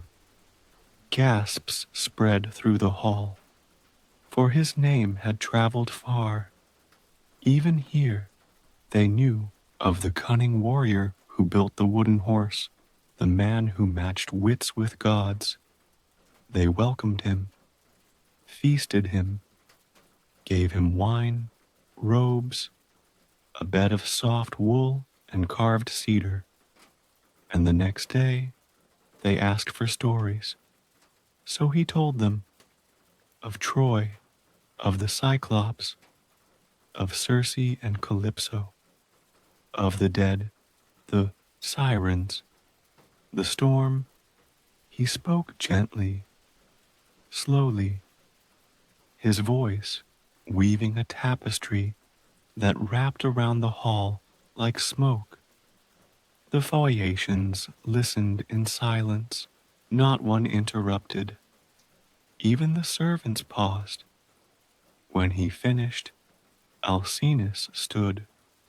"You have suffered more than any man should," he said. "And yet you stand before us." He looked to his sailors. "Ready a ship. Supply it well. At dawn, he sails for Ithaca." That night, Odysseus could not sleep. He lay beneath a sky of stars, his heart full, but trembling. He was going home. And now, finally, nothing stood in his way. No monsters, no gods, just one more voyage, and a woman who still waited by a loom. At first light, Odysseus stood by the ship, silent as the crew loaded supplies. The Phaeacians worked quickly, respectfully. No questions, no farewells too long. Their gifts were many: fine cloth, gold, food, and a cloak embroidered with stars. Nausicaa stood at a distance. She didn't speak, only watched. Odysseus gave her a nod. She returned it. There are goodbyes that do not need words, only eyes. He stepped aboard. The sail unfurled. The sea calm. This time, there was no trial. No wind from Poseidon, no storm, no test. Only waves like breath, a rhythm as old as the world. Odysseus sat beneath the mast, wrapped in the cloak they gave him. He watched the sea, but his eyes saw something far away. Olive trees, stone paths, the curve of an old bow resting in a quiet hall. Home. Sleep came slowly, gently, the kind that only finds you when the burden begins to lift. He drifted into dreams of Penelope's hands, of Telemachus's voice, of Ithaca's cliffs, kissed by morning light.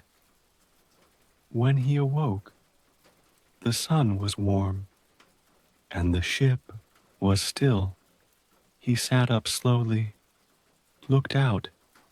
The beach was familiar, the trees, the scent, the hush in the wind. Ithaca.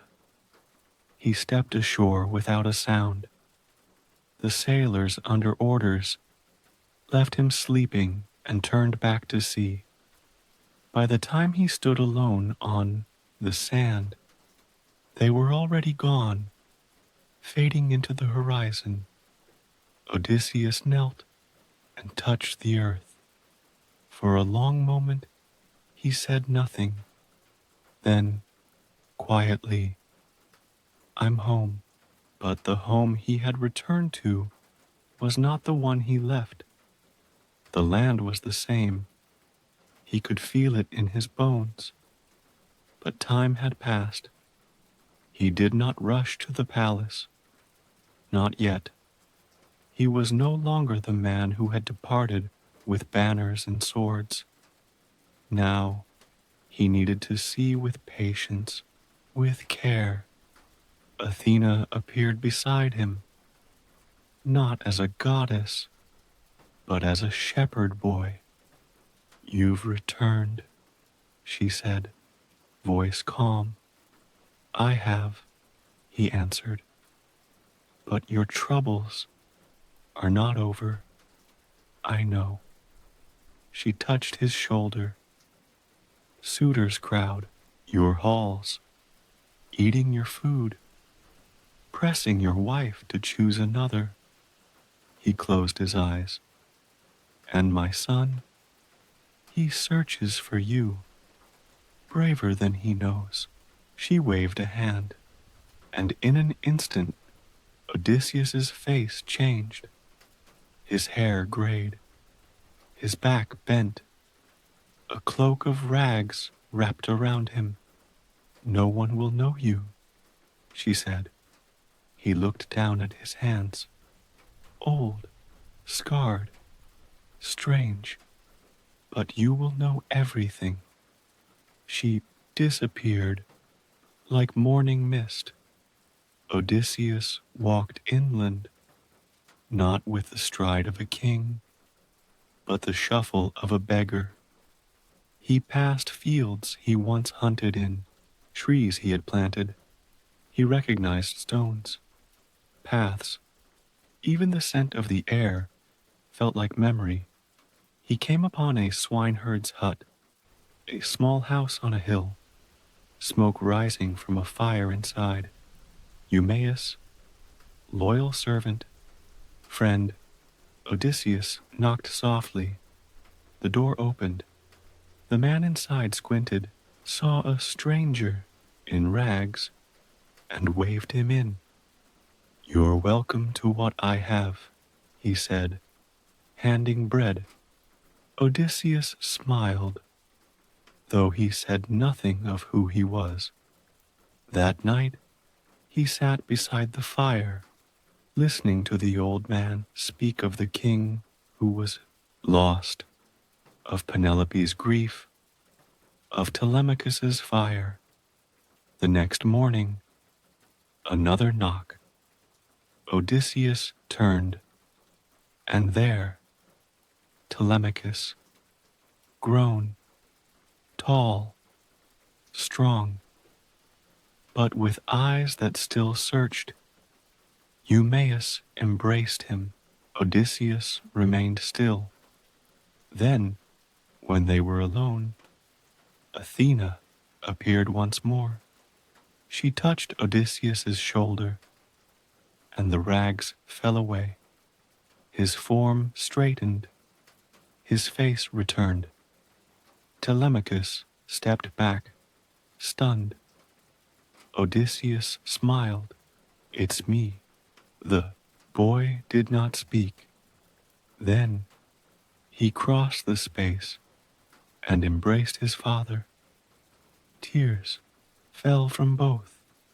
"I have so much to tell you," Odysseus whispered. "So do I," Telemachus replied. "But first, there was something they had to do." The palace waited, and inside, justice. The sun was low when Odysseus and Telemachus walked toward the palace, father and son, reunited in silence. The path wound through olive trees and past the fields where servants still toiled, unaware that their king had returned.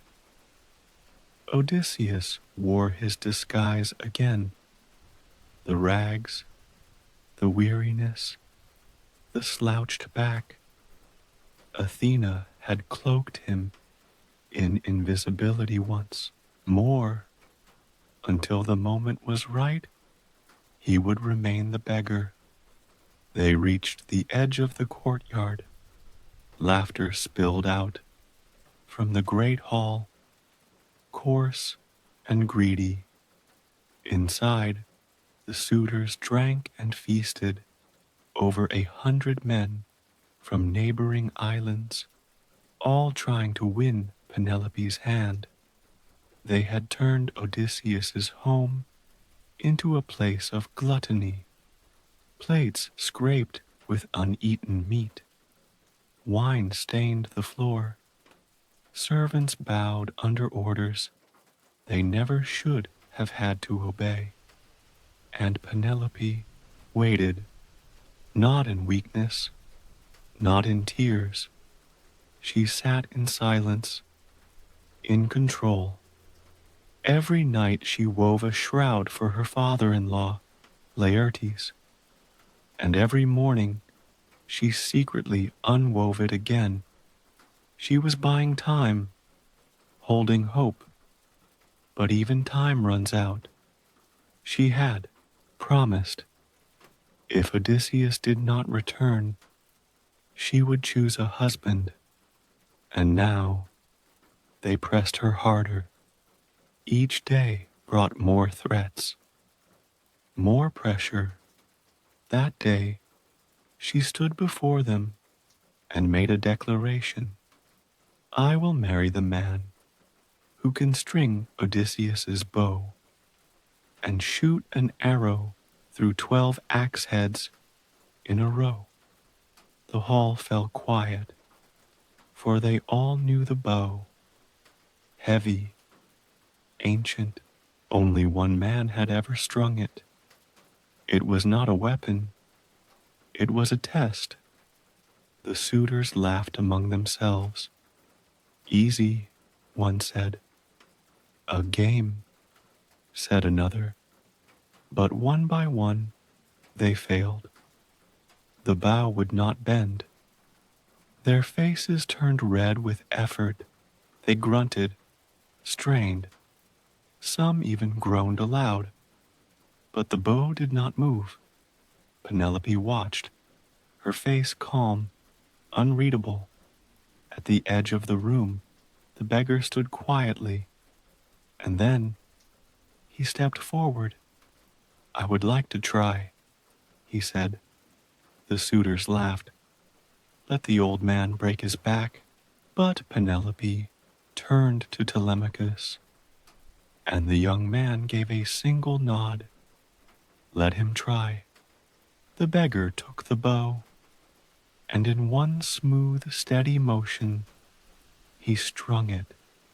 No struggle, no effort, as if it had been waiting. Gasps echoed across the hall. Odysseus picked up an arrow. He stepped to the line. A row of 12 axe heads had been set in place. He notched the arrow, pulled the string, and fired. The arrow flew clean through all 12. Perfect. The hall was silent. Then the beggar stood tall, his back straightened, his shoulders squared, his face shimmered, and in a blink, the rags were gone. In his place stood Odysseus, king of Ithaca. The suitors stared. Some dropped their goblets, others reached for swords, but they were too late. Odysseus turned, arrow already drawn, and the first suitor fell. Telemachus was beside him in an instant. Eumaeus and Philoetius, 2 loyal servants, blocked the doors. No one escaped. Arrow after arrow, Odysseus moved through the hall like a storm reclaimed. They had stolen from his table, threatened his wife, mocked his name. Now the king had returned. Some begged for mercy, but he gave none, not to those who had feasted while his people starved. When the last man fell, the hall was still again. The tables overturned, the floor slick, the air heavy. Odysseus stood in the center, alive, whole, changed, Penelope was told. She came slowly, unsure, eyes narrowed. She saw the man, the bow, the silence. But 20 years can change a face, a voice, even a name. "How do I know it's you?" she asked. Odysseus did not speak. He turned to a servant and whispered something. She nodded, and then Penelope understood, for only Odysseus knew the secret of their bed. It was carved from a living olive tree. One leg could never be moved. When she asked to have it brought from their chamber, Odysseus's answer came swift. "No one can move that bed. I built it myself." Penelope gasped. Tears welled, and she ran to him. They stood together in the ruined hall, wrapped in the weight of years, loss, love, and longing. Neither spoke. They didn't need to.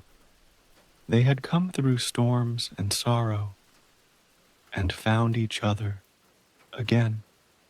The sun rose slowly over Ithaca, touching the roof of the palace with gentle gold. A soft wind drifted through the olive trees, as if even the island itself was exhaling after holding its breath for so many years. Odysseus and Penelope sat together in silence. They didn't speak of the blood that stained the hall, or of the ghosts that still lingered in its corners. They didn't need to. They had known war. They had known waiting. Now they knew this moment. She rested her head on his shoulder, and for the first time in 2 decades, sleep came to her easily. When they woke, the servants had quietly cleaned the hall. The bodies were gone, the blood scrubbed away. It was not celebration. They worked with respect, with reverence. They knew what had been reclaimed. Euryclea, the old nursemaid who had once bathed Odysseus as a child, stood in the doorway and wept. "My boy," she whispered. He smiled, and she embraced him, her hands trembling. Later, Penelope led him through the halls. Some rooms had changed, others had not. She showed him where she'd hidden the weaving each night.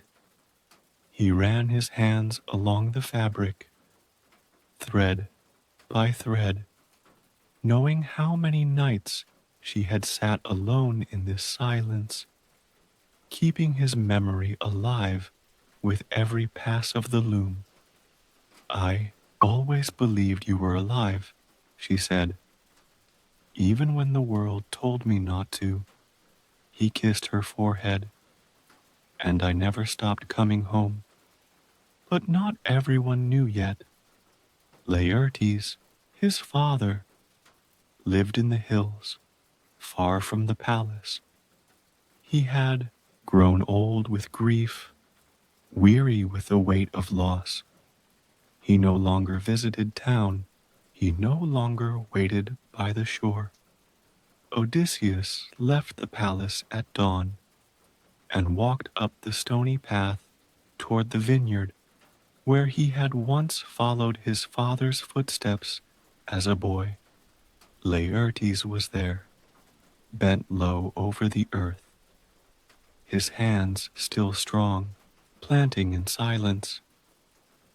Odysseus watched him for a long time, then said, "That tree was once my favorite. You planted it for me, remember?" The old man looked up, eyes squinting in the light. "What did you say?" Odysseus stepped closer. "I am your son," he said. "Odysseus, I have returned." Laertes staggered back. His breath caught.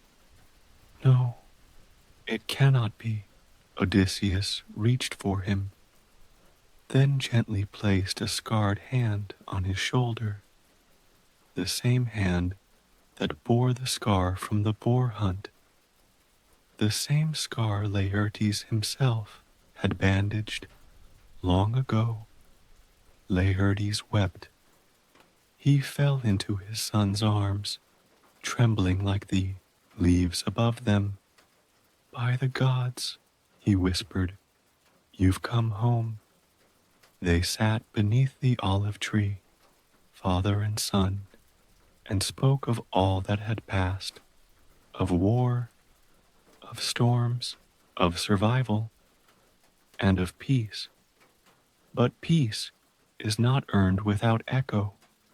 In the town below, the families of the suitors mourned. Fathers, brothers, sons, they gathered in anger. "Odysseus has stained his return," some said. "He comes home, and the land runs red." Others urged caution. He was wronged. His house was taken. But grief does not listen to reason.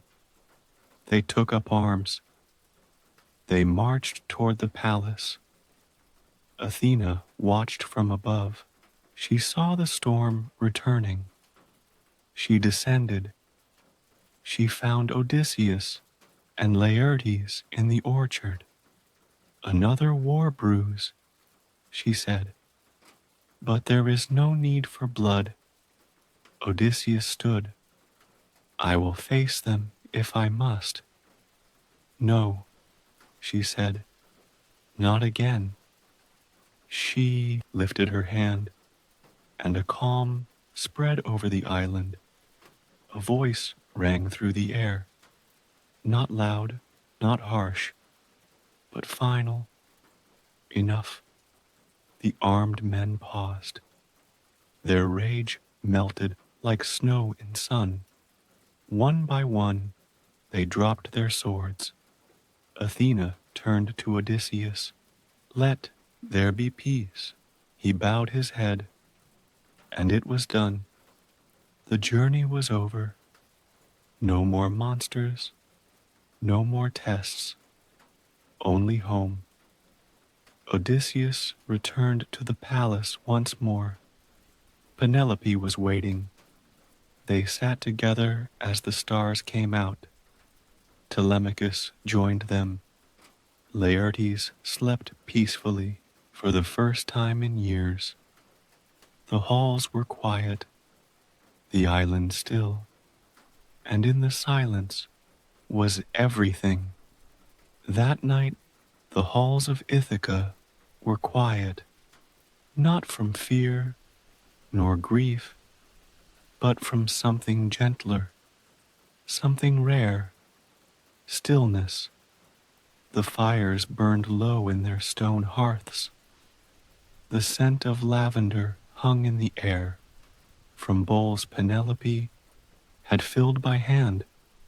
Servants moved softly through the palace, not because they were commanded to, but because they too felt the moment resting lightly across their shoulders. Odysseus sat beneath the open ceiling of the inner courtyard, where the stars could be seen clearly.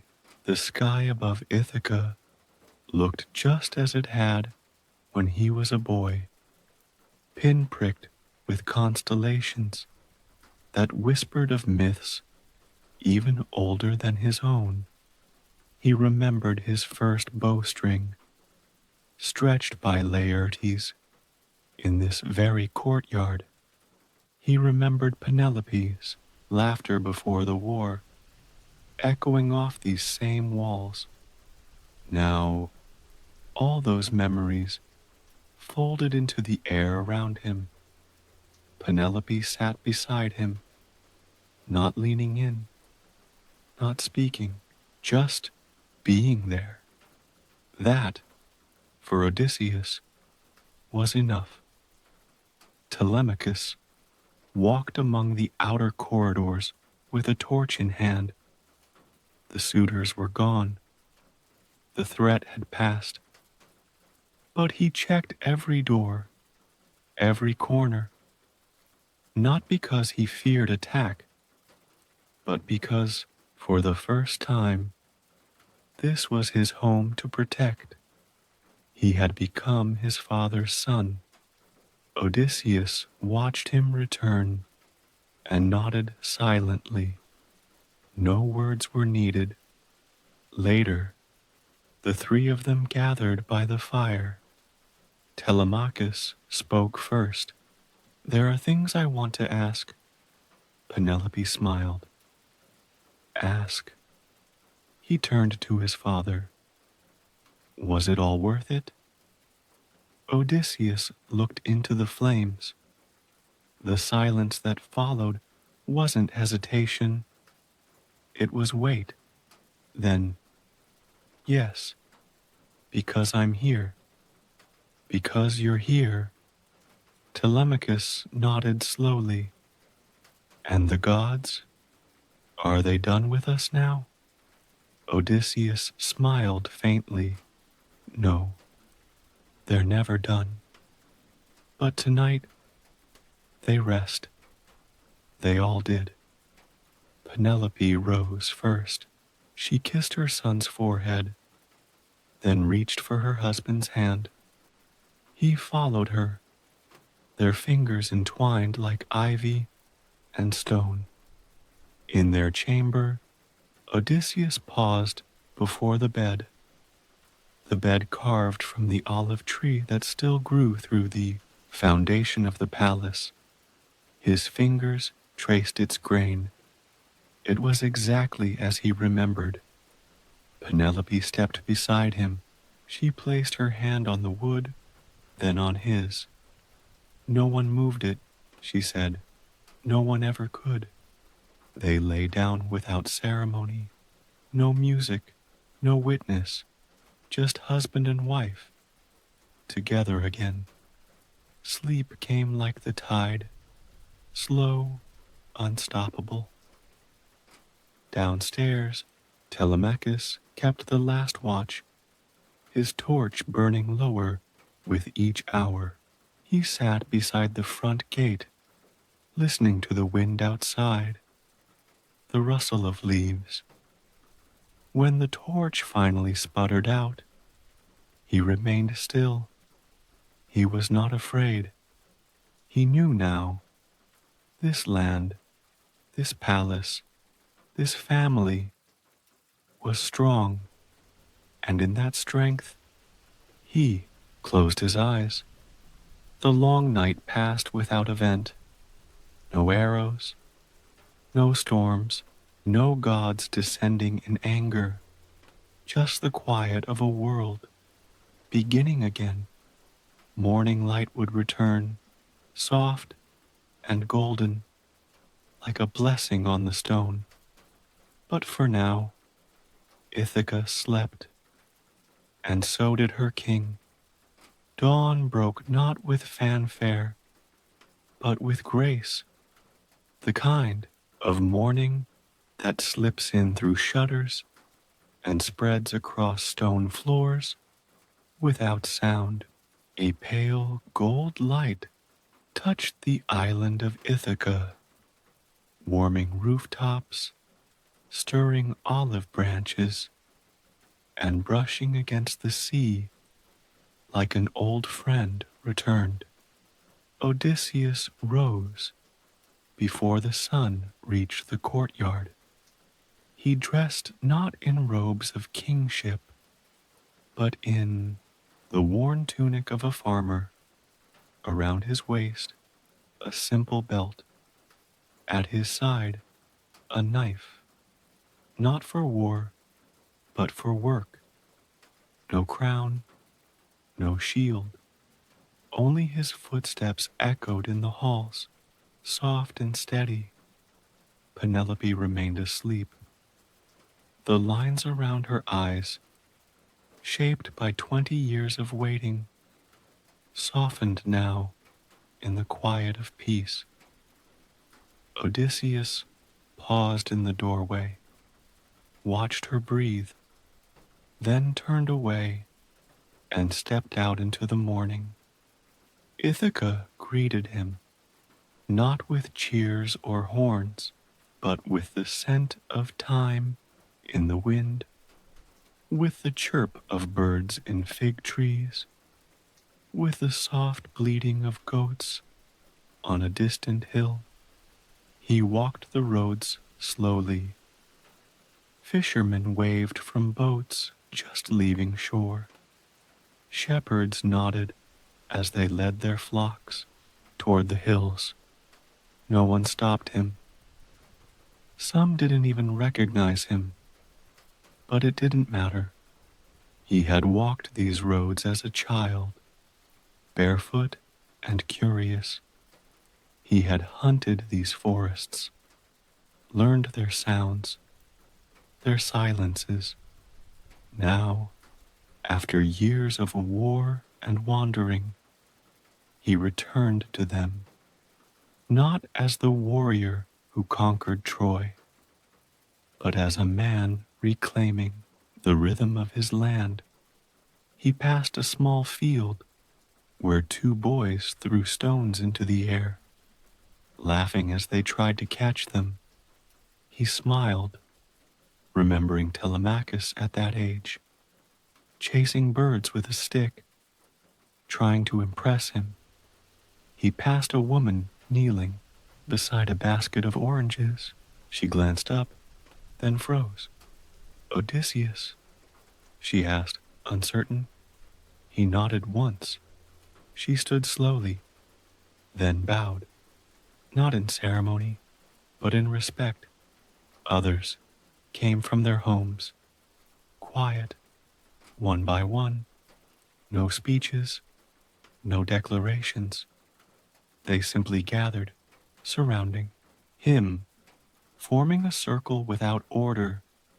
As the morning sun climbed higher, he looked into their eyes, his people, his island, and for a moment, no one spoke.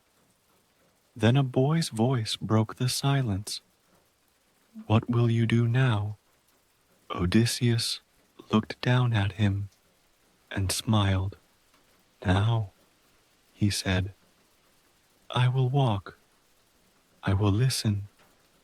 I will learn again what it means to be here." He turned slowly, taking in every face. "This land survived without me. My name traveled farther than my feet ever did. But a king who rules only by name is no king at all." He pointed toward the hills. "We will rebuild. We will restore. We will honor what was lost and protect what still remains." A farmer stepped forward. "You will not leave again."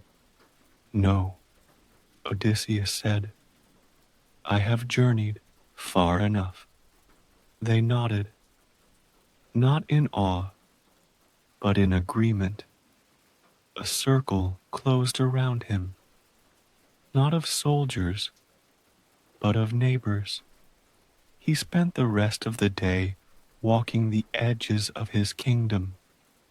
He visited Laertes again. They worked side by side in the orchard, pruning branches, clearing stones. No words passed between them, just quiet gestures and long pauses that meant everything. He stopped by Eumaeus's hut, sat with him over bread and olives, thanked him. He watched Telemachus spar in the courtyard with wooden blades, training younger boys. His son moved like a man who had found his purpose, not in war, but in protecting peace. That evening, Odysseus returned to the palace. He removed his sandals, set down the knife. He sat beside Penelope under the stars, and she asked, "Was it a good day?" He nodded. "It was Ithaca, and I was there." She rested her head on his shoulder. The stars above blinked with soft familiarity, not the cold stars of distant seas, but the ones that had watched them before the war, the ones that stayed. And under that sky, the king of Ithaca closed his eyes, not in exhaustion, but in contentment. He had walked his land, and it had walked with him. The stars were high, and the wind was still. All of Ithaca slept, but in the heart of the palace, under the long stone colonnade that faced the sea, Odysseus remained awake. He sat alone, though he did not feel lonely. The night air was gentle. The leaves rustled softly in the courtyard. Somewhere in the distance, an owl called, and the olive trees whispered in reply. He held in his hand the object he'd carried through every storm, every loss, every twist of the gods' hands. Not a sword, not a crown, Not a token from Troy. It was the small stone from Ithaca, worn smooth by his fingers over the years, once tucked in his cloak when he first sailed away, then carried through every island, every monster's den, every near-death dream. It had traveled with him in silence, and now it had returned. He placed it on the ledge beside him. Then he looked out over the water. The waves rolled softly against the dark shore, familiar. Home. But even now, even with Penelope resting inside, even with Telemachus guarding the palace gates, Odysseus felt something more stirring within him. Not restlessness, not fear, just awareness, because something had changed, not just in Ithaca, in him. For 20 years, his name had been carried like a banner. Odysseus, the clever. Odysseus, breaker of Troy. Odysseus, loved and cursed by the gods. But here, now, beneath the stars, he was simply Odysseus, a man who had returned, not to applause, but to begin again. He stood slowly, the joints in his knees aching slightly. War had left its traces. He walked through the quiet palace halls, past the dining tables that no longer groaned with stolen food, past the storerooms slowly being refilled, past the quiet chamber where Penelope lay, her breathing soft, steady. He paused there for a moment, watched her. She slept deeply now, no longer the restless sleep of waiting, not the shallow dreaming of someone half expecting a knock that never came. This was the sleep of peace. He smiled, then continued on, out through the courtyard, across the flagstone path, through the side gate, and up into the hills. The path wound upward, as it always had, past the low walls and scattered stones, past fig trees that bowed slightly in the wind. Each step was familiar. Each step belonged. He reached a small outcrop where one could see the entire island, the sea beyond, the valleys below, and in the distance, the faint shimmer of dawn just beginning to hint at the sky's edge. He sat down, took a deep breath, and remembered.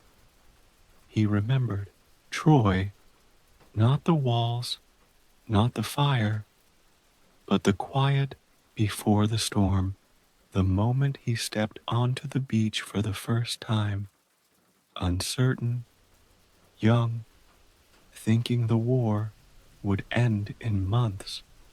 He remembered Achilles, his brilliance, his rage, his death. He remembered the wooden horse, not its size, but the stillness inside as they waited in darkness, breath held, listening to the city's final heartbeat. He remembered the Cyclops, the smell of the cave, the roar of the blinded beast, the weight of the lie. My name is no man. He remembered Circe's island, and her voice filled with sadness, her eyes filled with understanding. He remembered the sirens, how their song had peeled back his mind and whispered truths he wasn't ready to face. He remembered the underworld, the silence of the dead, the faces of old friends, the burden of knowing too much. He remembered the men he had lost. He whispered their names, one by one, so they would live again, if only in breath.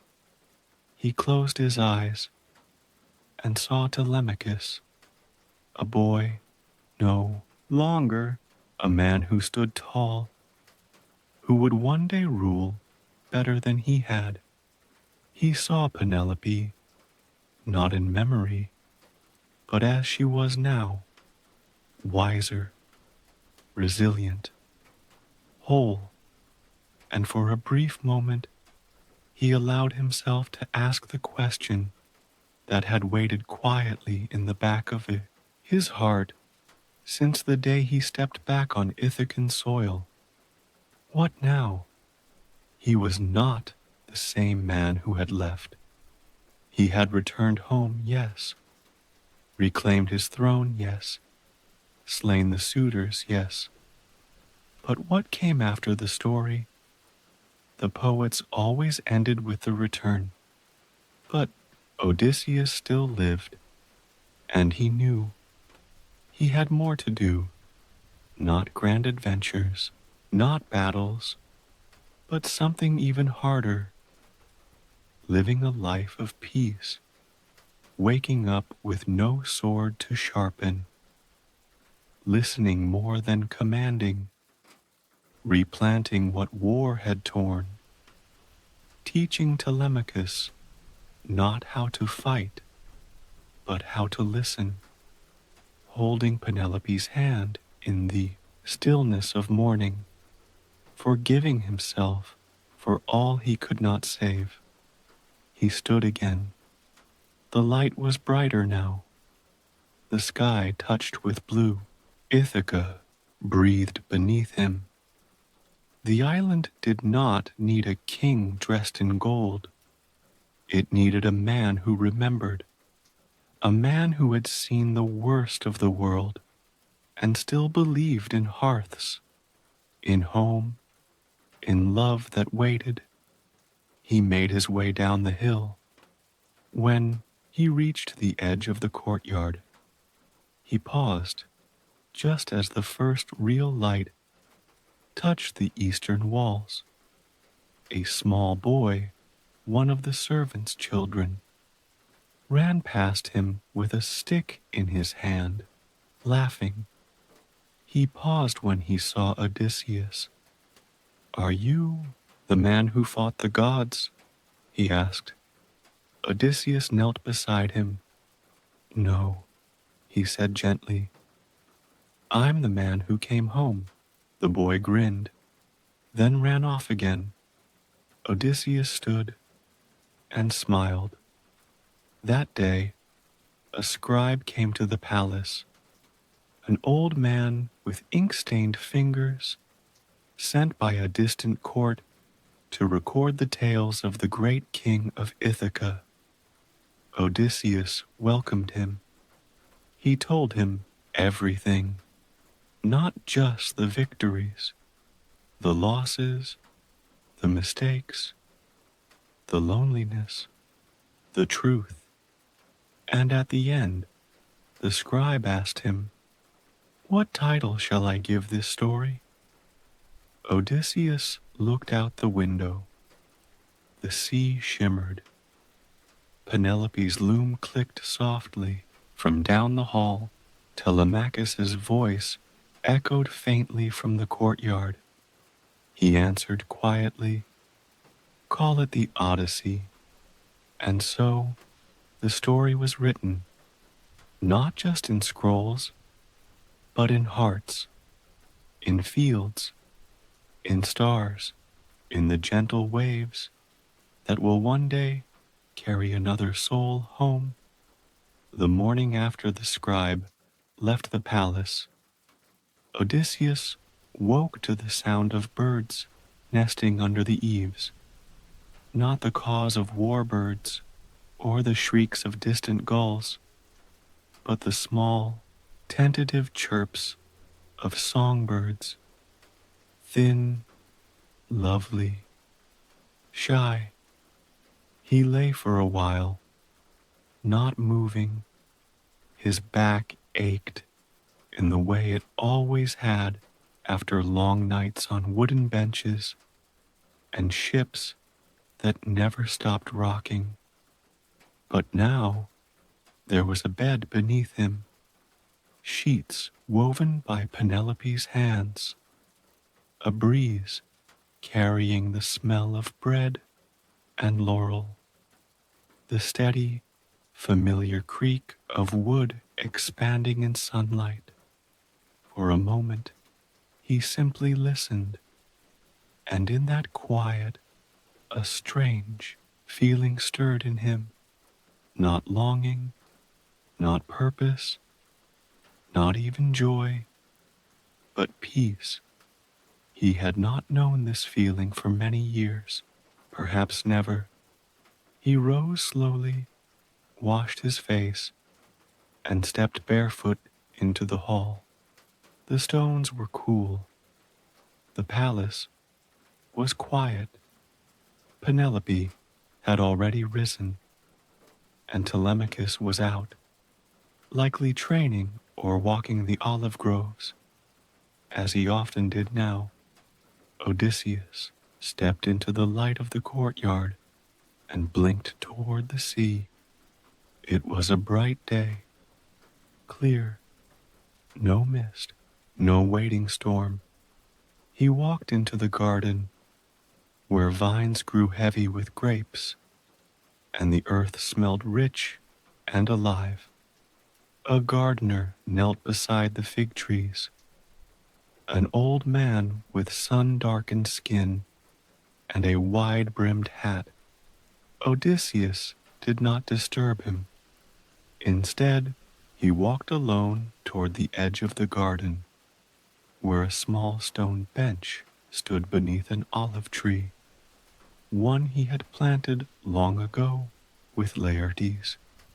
He sat, let the silence return, and then, for the first time in months, he heard it again, a whisper, not from the wind, not from the servants, from the gods, soft, barely there, but he knew it.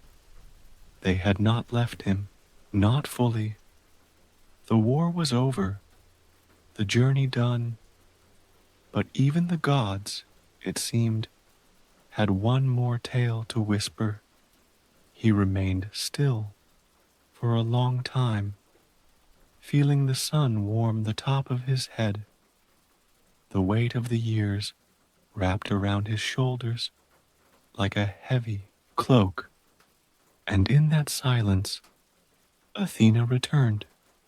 She came as she always did, without footsteps, without fanfare, just present, not as a boy this time, not as a mist, but as herself. Her armor shimmered faintly in the morning light. Her eyes were bright and distant all at once. "You look tired, Odysseus," she said gently. "I am," he replied, smiling faintly. "You have peace. Few men are given it." He nodded. "I don't know what to do with it." Athena tilted her head. "You will." She walked beside him, her hands behind her back. She looked not at him, but at the sky. "You think your story is over?" She said. "I hoped so," he answered, "or feared so. I'm not sure which." She turned then, met his eyes. "Your story has only changed shape, from sailing to sowing, from war to wisdom, from fire to root." Odysseus chuckled. "I was never a farmer, goddess, but your father was." she said, and your son could be, and Ithaca will need one who listens to the land. He nodded slowly. I will help where I can, Athena said, but this is a different kind of trial.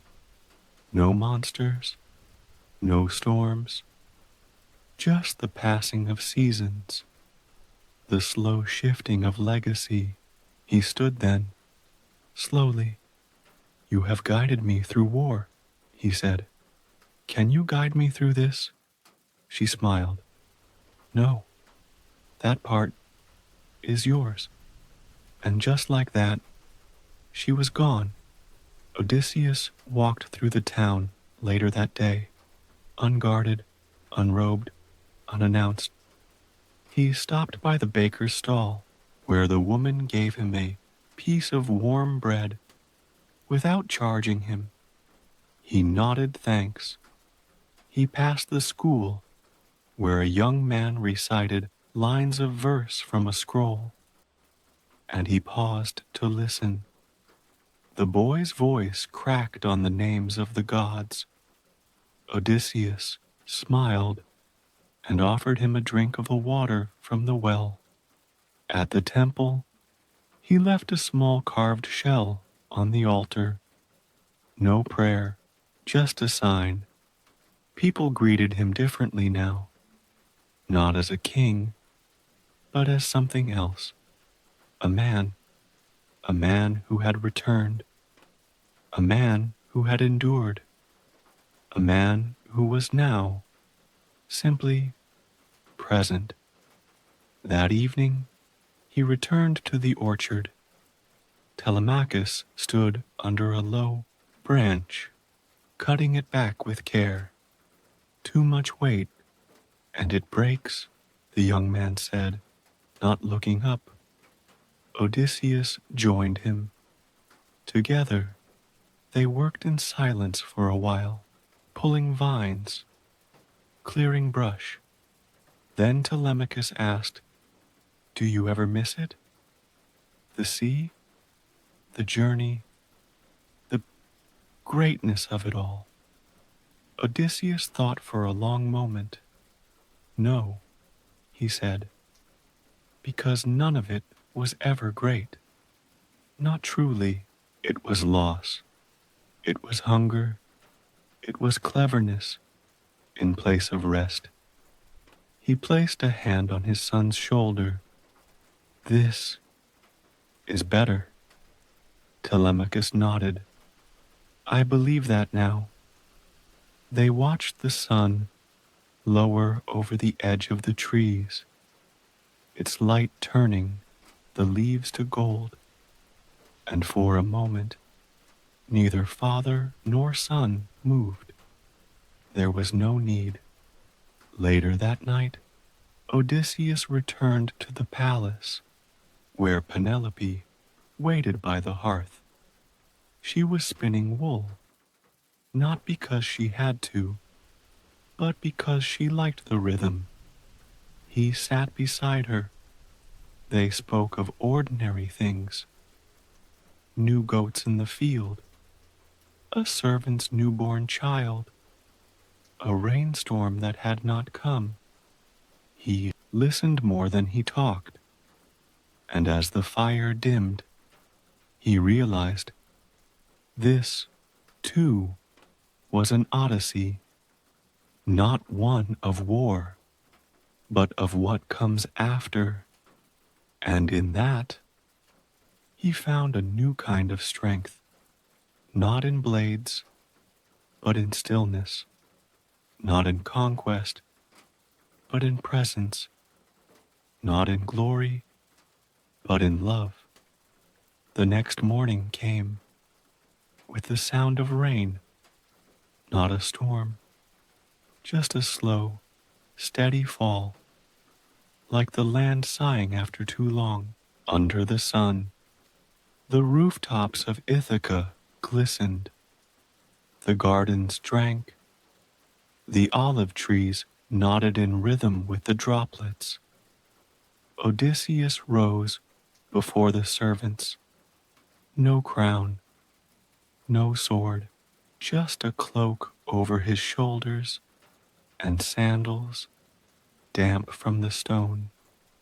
He made his way to the family tomb, tucked into a quiet grove behind the palace, a place where time lived still, where names were carved into rock and the earth was soft from years of offerings. He had not been here since his return. Too much had stood between him and this silence. Now, the world was quiet enough for grief to be heard. He paused before the stone of his mother, Anticlea, her name barely weathered. He knelt, brushing away fallen leaves. She had come to him in the underworld, her voice kind, her eyes soft. She had not blamed him, but her death had never left him. "I'm home," he whispered. "I made it back." He didn't expect an answer, but he stayed a while, listening anyway. The rain tapped against the trees. Birds flitted from branch to branch. Somewhere nearby, a servant lit the palace ovens, the smoke rising in thin, gray strands through the drizzle. Odysseus remained still. This was the beginning of something new, a season not of sailing, but of planting, not of burning cities, but of repairing walls, both of stone and of spirit. He looked around at the old grove. Some trees had grown thick and twisted, others had fallen. Ivy crept across one of the low family markers. He stood and pulled the ivy away. He would tend to this place, not as a king, as a son, as a man who had come home not just to rest, but to restore. Later that day, he called for Eumaeus.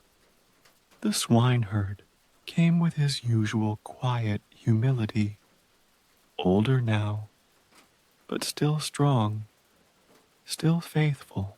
Odysseus embraced him like a brother.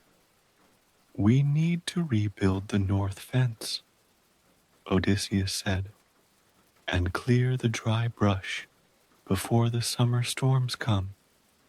Eumaeus raised an eyebrow. "You want me to gather a team?" "No," Odysseus said. "I want you to show me how to do it right."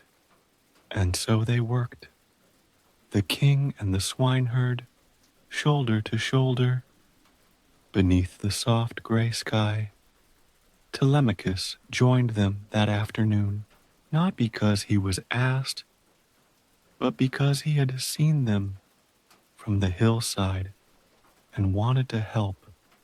The three of them, past, present, and future, worked until their arms ached and their hands were coated in earth. They broke only to drink water and eat bread from Penelope's kitchen. They said little, but they smiled often. That night, Ithaca's main hearth was relit for the first time since before the war, a fire for gathering, not for cooking, a fire meant to be seen. Families came from the hills and cliffs, elders in cloaks, children with wide eyes, farmers, sailors, weavers, all of them carrying something: olives, figs, stories, songs. No formal declaration was made, but they all knew their king had returned to the land, not just the throne. Odysseus stood beside Penelope, and together they welcomed every guest with their names remembered, their hands held. Music was played, old songs, soft songs, songs about harvest and hope. When night fell and the children fell asleep by the fire, someone asked, "Will you tell it?" Odysseus raised an eyebrow. "The story," they said, "the one the scribe wrote down, of Troy, of the gods, of monsters." He smiled. "I will," he said, "but not all at once. Stories, like seeds, grow best when planted slowly." And so he told just one chapter about the olive tree that could not be moved. The people leaned in, and for the first time, Odysseus saw his tale not as a burden to carry, but a gift to share. The next morning, the palace gates were left open, not unguarded, but open, a sign that Ithaca no longer hid. Odysseus walked the southern fields, where the stones of old roads still jutted from the soil. He traced their edges with his feet, remembering the paths taken as a boy, the place where he fell chasing a goat, the spot where he kissed Penelope for the first time beneath the moon. He knelt there just for a moment, pressed his hand to the earth.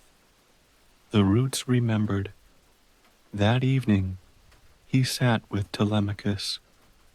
The fire was low, the stars bright. "I want to know how to be more than your son," Telemachus said. "I want to lead when you are no longer here." Odysseus looked at him, not as a boy, but as a man. "You already do," he said, "but not by copying me." Telemachus frowned. "You must lead your way, not mine. I was forged by war, by loss. You have the chance to be forged by wisdom. That is rarer." Telemachus nodded, and they sat for a long time, not as king and heir, but as men sharing the quiet. The seasons shifted. The rain gave way to sunlight. Wheat ripened in the fields. Goats wandered the hills. The sea glittered like a mirror, and ships once again came and went from the harbor, not with war, but with trade. And always the people knew the king was watching, the king was walking, the king was listening. Odysseus still rose early, still tended the tombs, still sat under the olive tree in the garden and watched the stars. Athena did not return, not in form, but sometimes he felt her in the breeze, in the stillness between words, in the wisdom that came without warning. And when he felt it, he whispered thanks, because he knew this was the journey he had longed for, the one that began only when all the others had ended. Ithaca had changed, not with noise, not with banners or temples built in haste, but with rhythm, the slow, deliberate kind that comes when the land begins to trust its own breath again. The people worked, the seasons turned, and Odysseus observed. He was not everywhere at once. Not anymore. The throne still bore his name, but his steps now moved along different paths. He spent more time in fields than in courtrooms. He listened more than he spoke. He understood now that greatness was not in being remembered by all, but in leaving something worth remembering. And so he turned his attention to the edges of Ithaca, the lonely corners of the island where the soil was poor and the people poorer, places that once sent tribute and now sent nothing but silence. He traveled there on foot, no guard, no horse, just a walking staff, and a satchel of food packed by Penelope herself. The path was unfamiliar, even to him. He passed old olive groves overgrown with thorn bush, roads that had once echoed with carts, now grown over with moss. He passed one house where a boy practiced throwing a stone at a tree stump. Hit it, Odysseus said with a smile, startling the boy.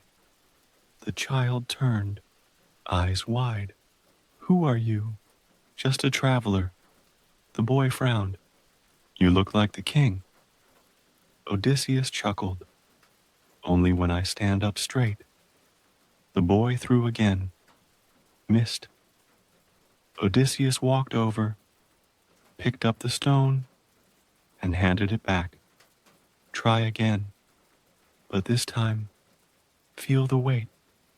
Let it speak to your hand. The boy looked confused, but nodded. He threw. The stone struck the stump, clean and true. He grinned.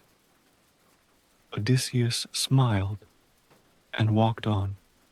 By sunset, he arrived at a small village nestled between two hills. The homes were modest, mud brick and stone. The people eyed him cautiously. He introduced himself only as Otis. No one pressed.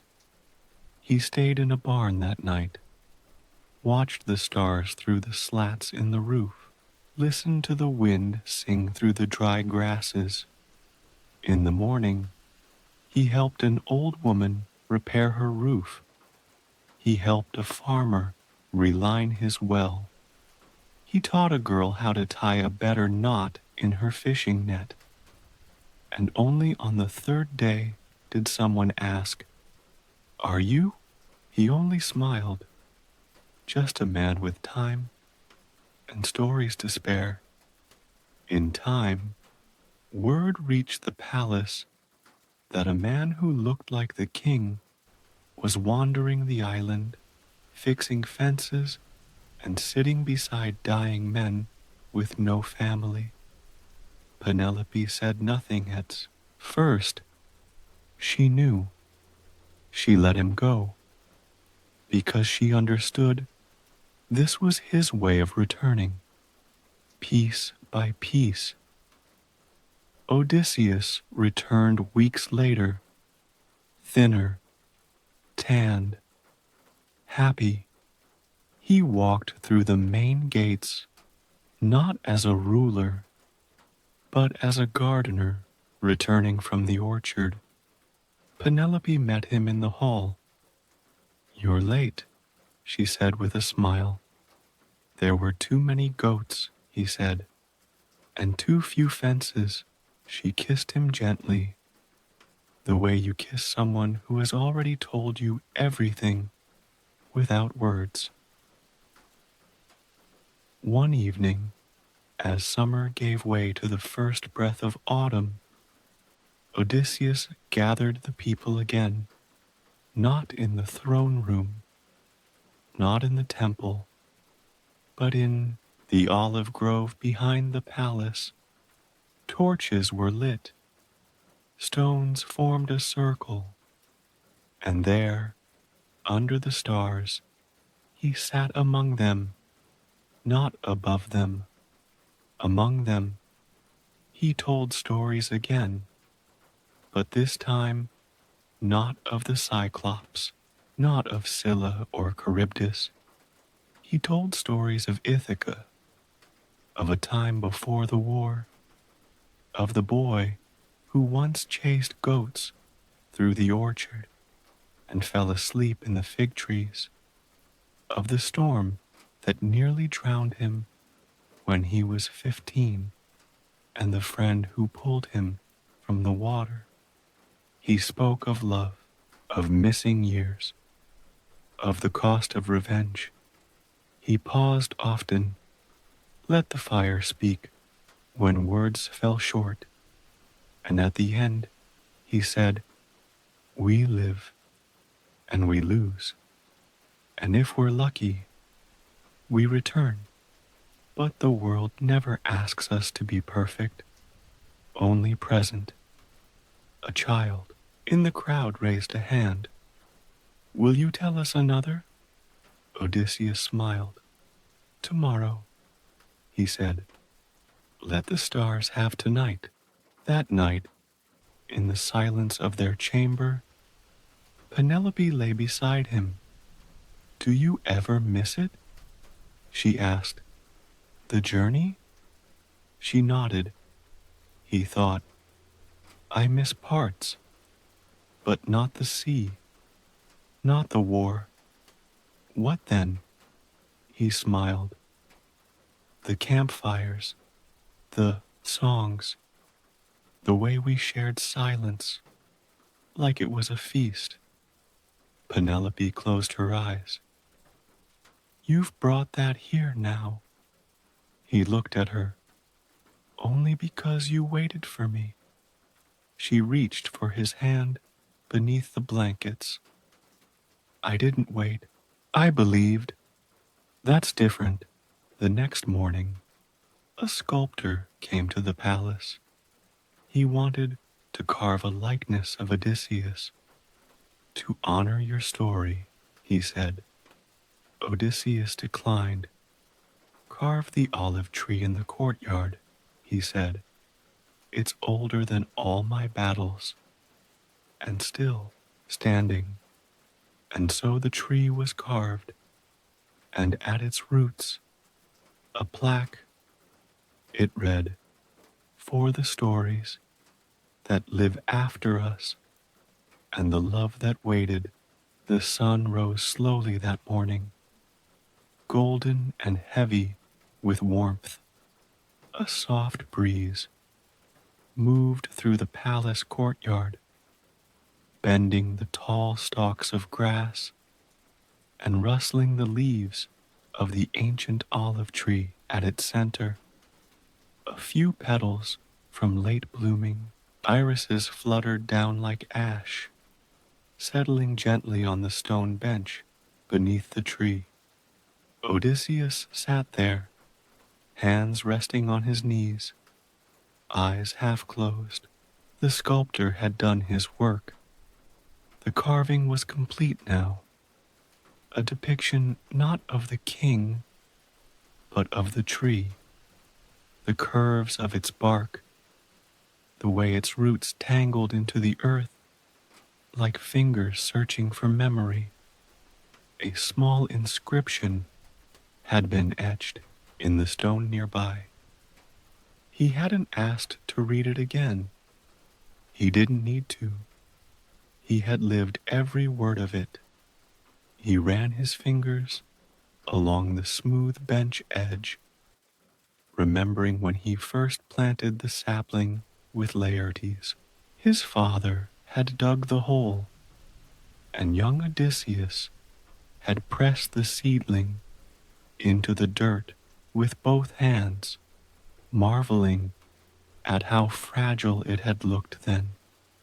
Now, its branches stretched over half the courtyard, its roots cracked through stone and soil, alike unconcerned with boundaries.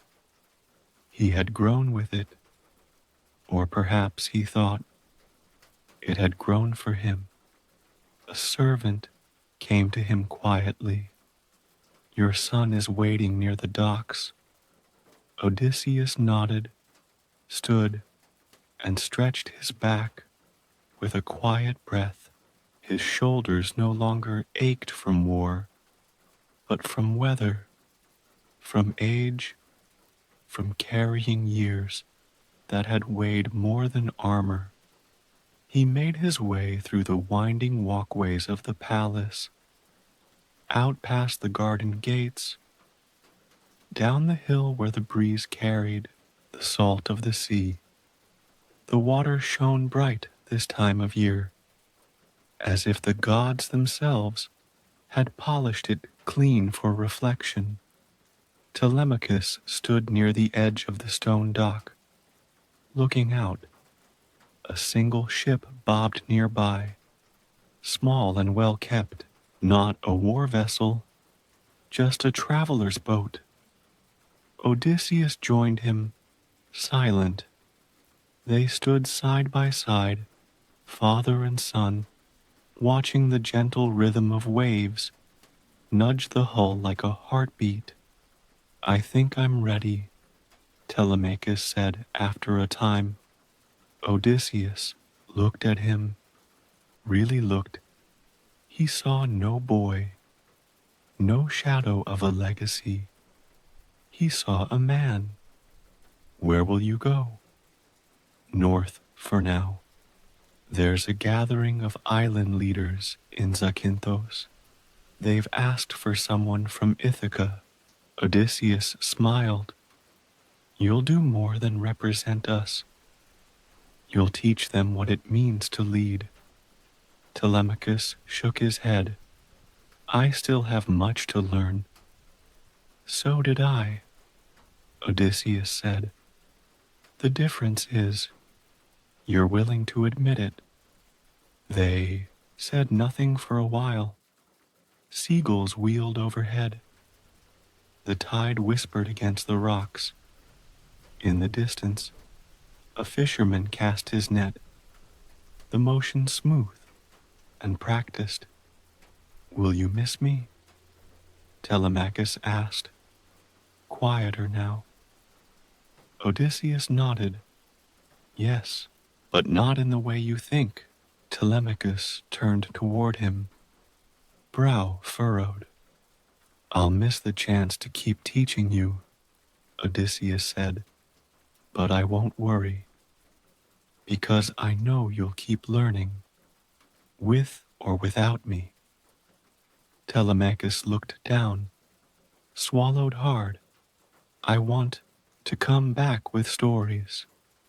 Bring them, Odysseus said, but remember to live them, not just tell them. Penelope arrived then, walking quietly down the slope. She wore a cloak, the color of sunrise. Her hair was tied back. She had a basket with food, wrapped in cloth. She handed it to her son, kissed his forehead, and said nothing. She didn't need to.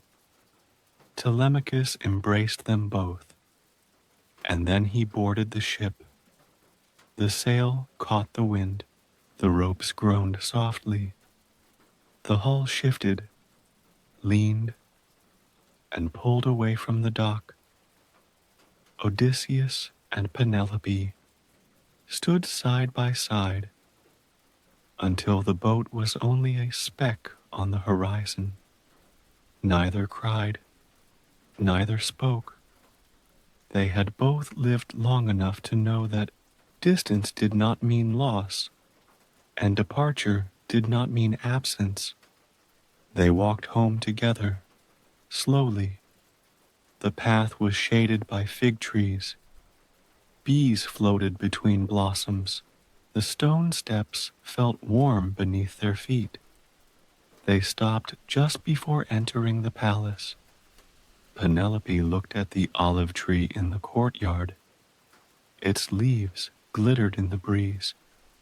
You never asked for a statue, she said. He smiled. I never needed one.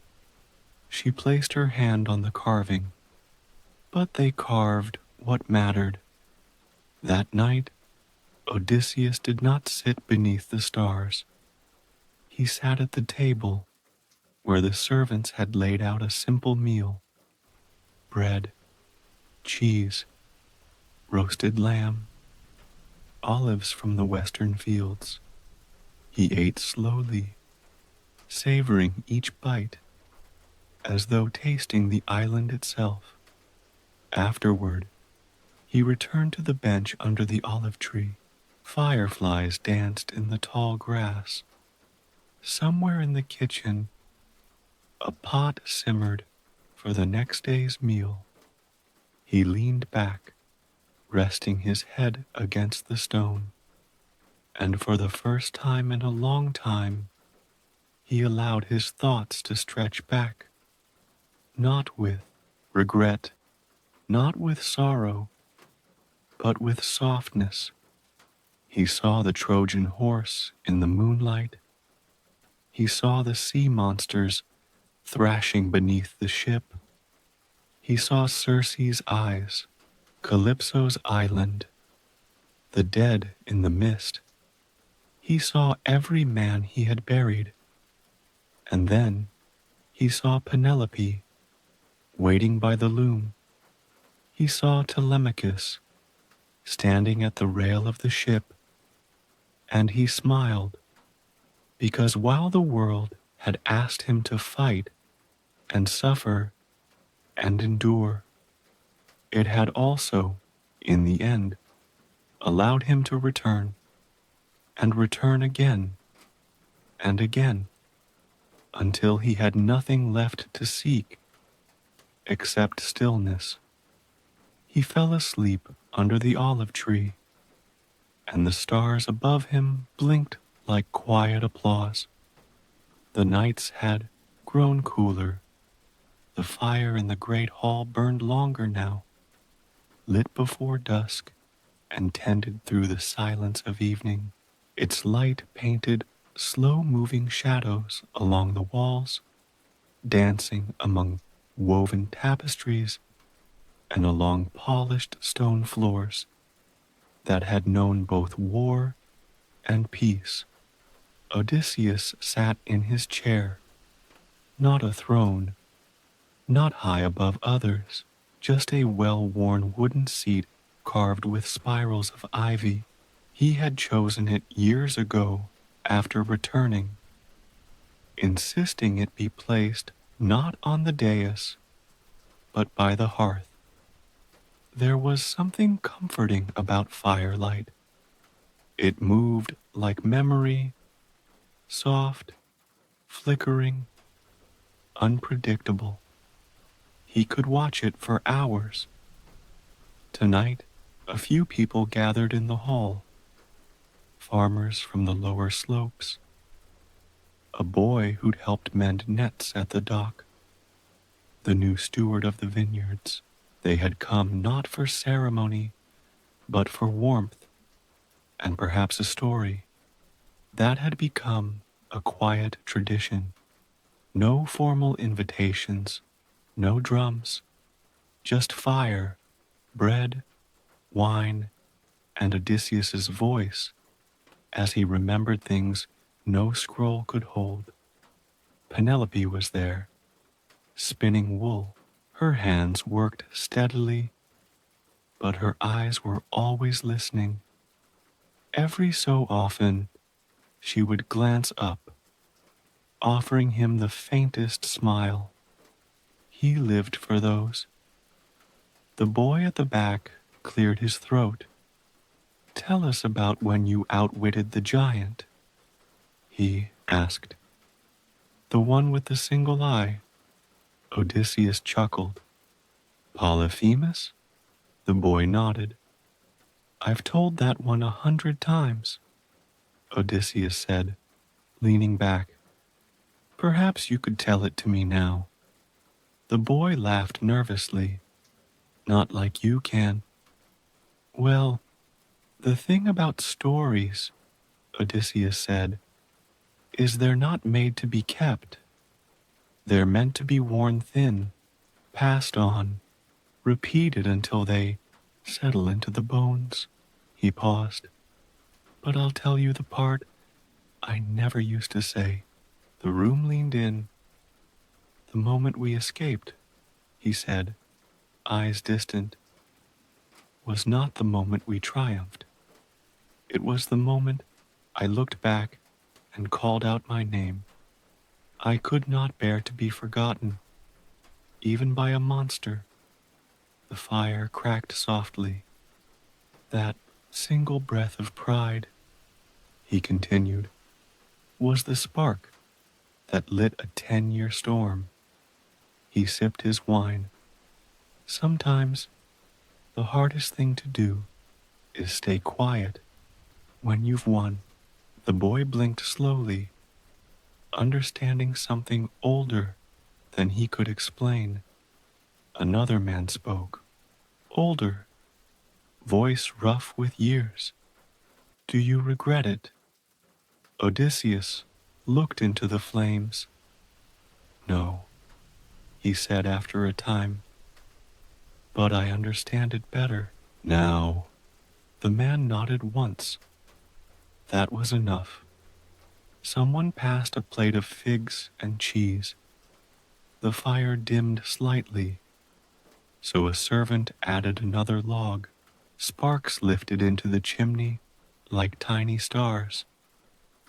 And then Penelope spoke. Tell them about the first time you saw Ithaca again. He turned to her. You mean after Troy? She nodded. He folded his hands in his lap. It wasn't the cliffs, he said, or the olive trees. It wasn't the shore or the scent of thyme. It was the birds. He smiled gently. They circled overhead, and they called to each other just as they had when I was a boy. Their wings flashed in the light the same way, and I thought, they remember me. A few guests shifted, listening more closely, and I realized, he said, that the island doesn't change to greet you.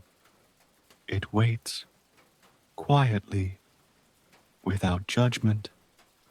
One of the women near the door wiped her eyes, not from sorrow, but from something softer, recognition.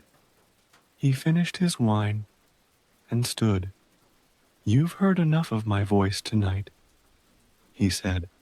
The fire is yours. The people didn't applaud. They didn't need to. They simply stayed.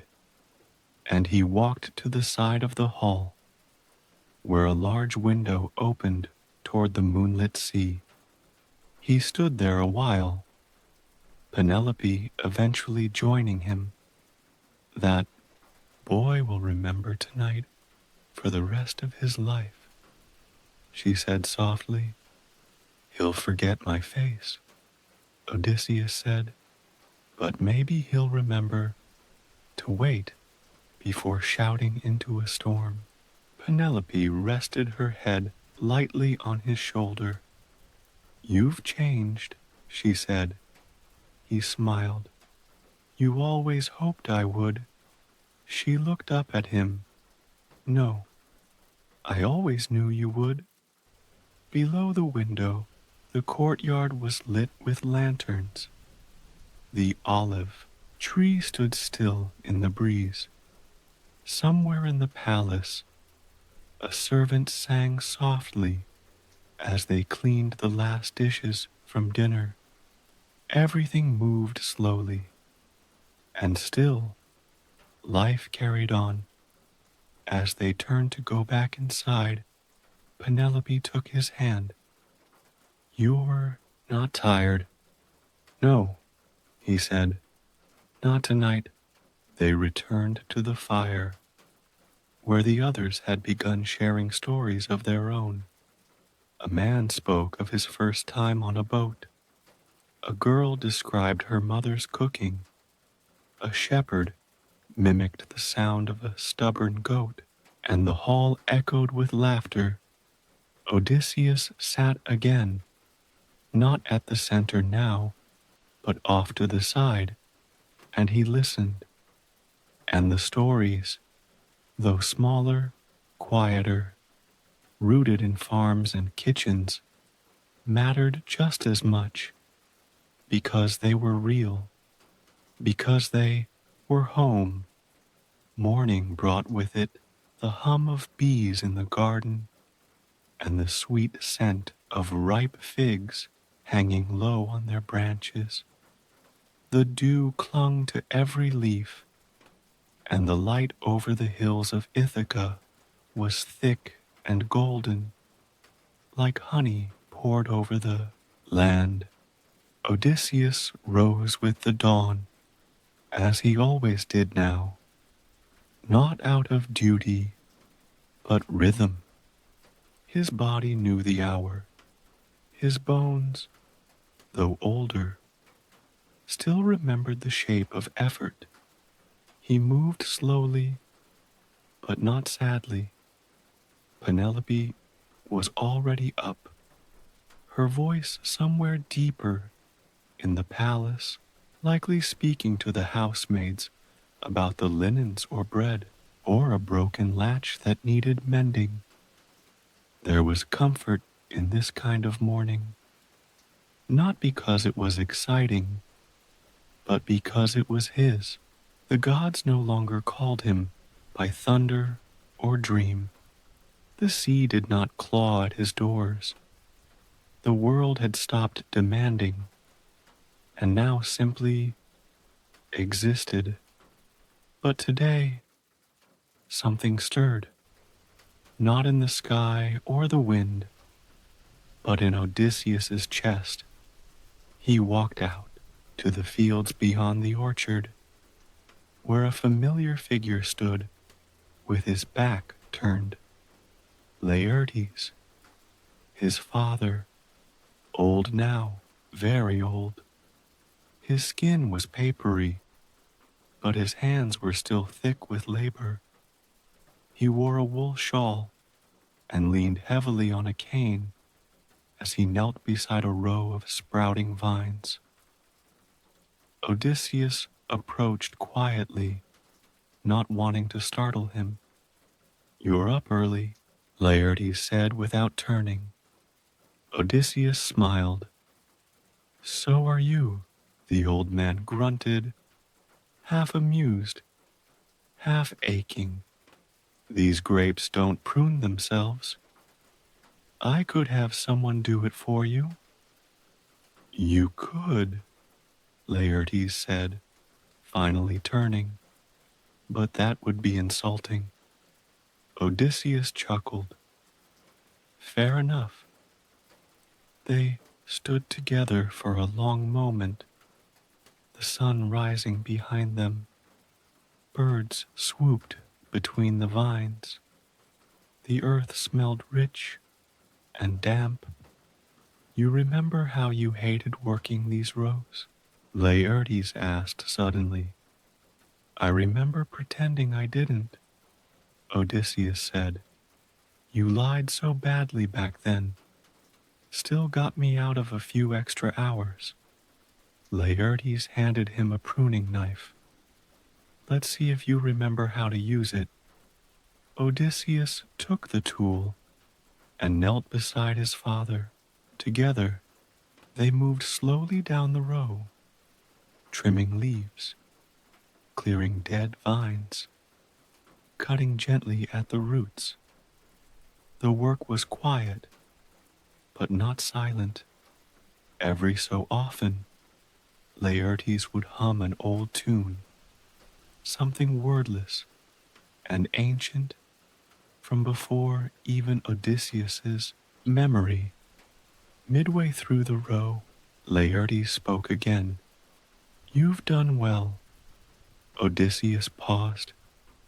"Ithaca breathes again," Laertes said. "It listens again." Odysseus set the knife down and looked at him. I wasn't sure I could ever give it peace. You gave it time, Laertes said. That was harder. They worked a bit more. Then, after a while, Telemachus writes to me. Laertes raised his eyebrow. And what does the young prince say? That he's met a scholar in Zakynthos. They've been talking about building a new school. Laertes's smile cracked through the weathered lines of his face.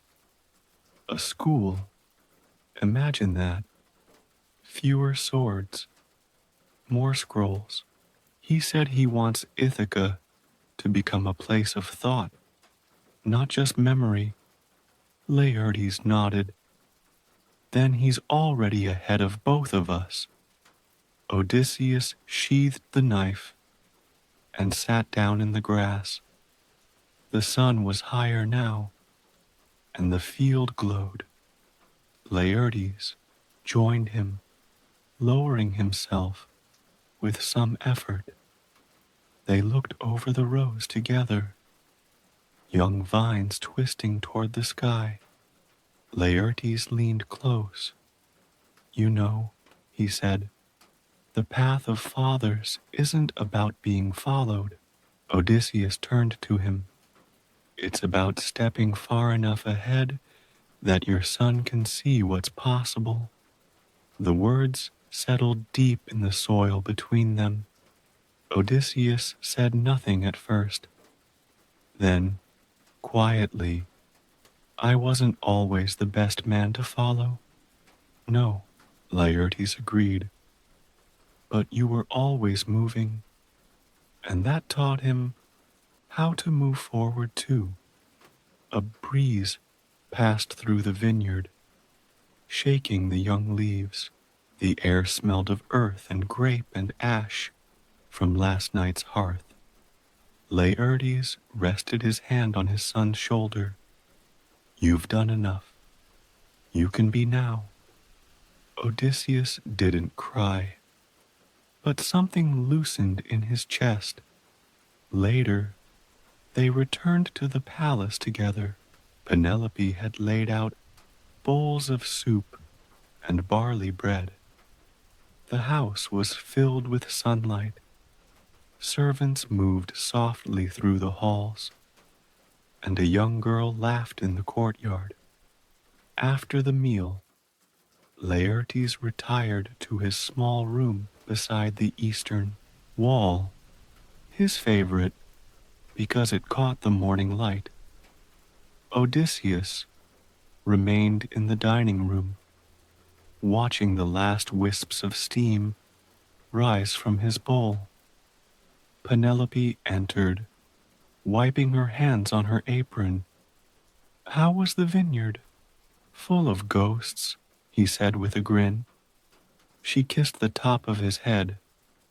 I like when you come back smelling like dirt. He laughed. I like it too. That evening, as the sun dipped low and cast golden shadows across the olive tree in the courtyard, Odysseus lit a small fire in the hearth and sat with his father again. They said little, but in the quiet flicker of firelight, Odysseus saw clearly. His father had carried him once, through boyhood and myth, and now, in return, he would carry his father, through dusk and memory. That was the path of fathers, not to lead forever, but to walk long enough that the next could find his own way. The autumn winds had grown stronger, not bitter, not cruel, just persistent. They slipped through the shutters at night and scattered leaves in swirling patterns across the palace stones. The olive trees shook more often now, shedding their first tired leaves like secrets they no longer needed to keep. In the mornings, Penelope wrapped herself in thicker shawls, her hands a little slower, her gaze lingering longer on the horizon. Odysseus noticed, but said nothing. They had both learned the power of silence. One such morning, as the hearth was being swept and the bread was rising in the kitchen, a young messenger arrived at the palace gates. His boots were scuffed, and his breath still visible in the air. In his hands, a scroll sealed with green wax, the mark of Zakynthos. Penelope opened it first, but only briefly. Her eyes scanned the lines, then softened. She passed it to Odysseus without a word. He sat near the courtyard window as the sunlight crept slowly toward his feet. He broke the seal and unrolled the letter, recognizing the hand at once. Telemachus. The writing was strong, the lines steady, though a few spots had been darkened and re-inked, as if words had been changed carefully.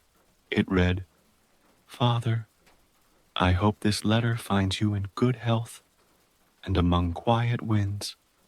I have walked far these last weeks, farther inland than I expected. I've seen villages where children read by firelight and where older men speak of Ithaca like a mystery, not a memory. They ask about you. Some doubt the stories. Others worship them. I don't try to prove anything. I just listen. I met a man here, a stonemason, missing 3 fingers.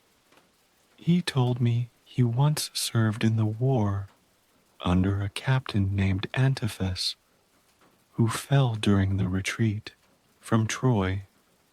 He said Antiphus died speaking your name." Odysseus paused. The name hit like a breath caught mid-sentence. He remembered Antiphus, sharp-witted, brave, always the first to laugh. Gone before the ships had turned homeward. The mason asked if I believed you had truly returned. I told him I knew it, not because I saw you, but because I knew the shape of your absence.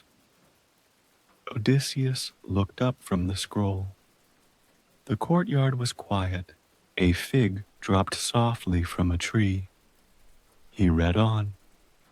"There's talk here of building a hall of learning, not a temple, not a war museum, just a place where people gather and speak truth. I have been asked to help design it. I think I will. I hope you agree. Mother, if you read this first, I miss your honeyed pears. Father, I miss your quiet. I hope you're still walking in the mornings. I hope the olive tree is still growing. I hope the wind has not stolen your voice.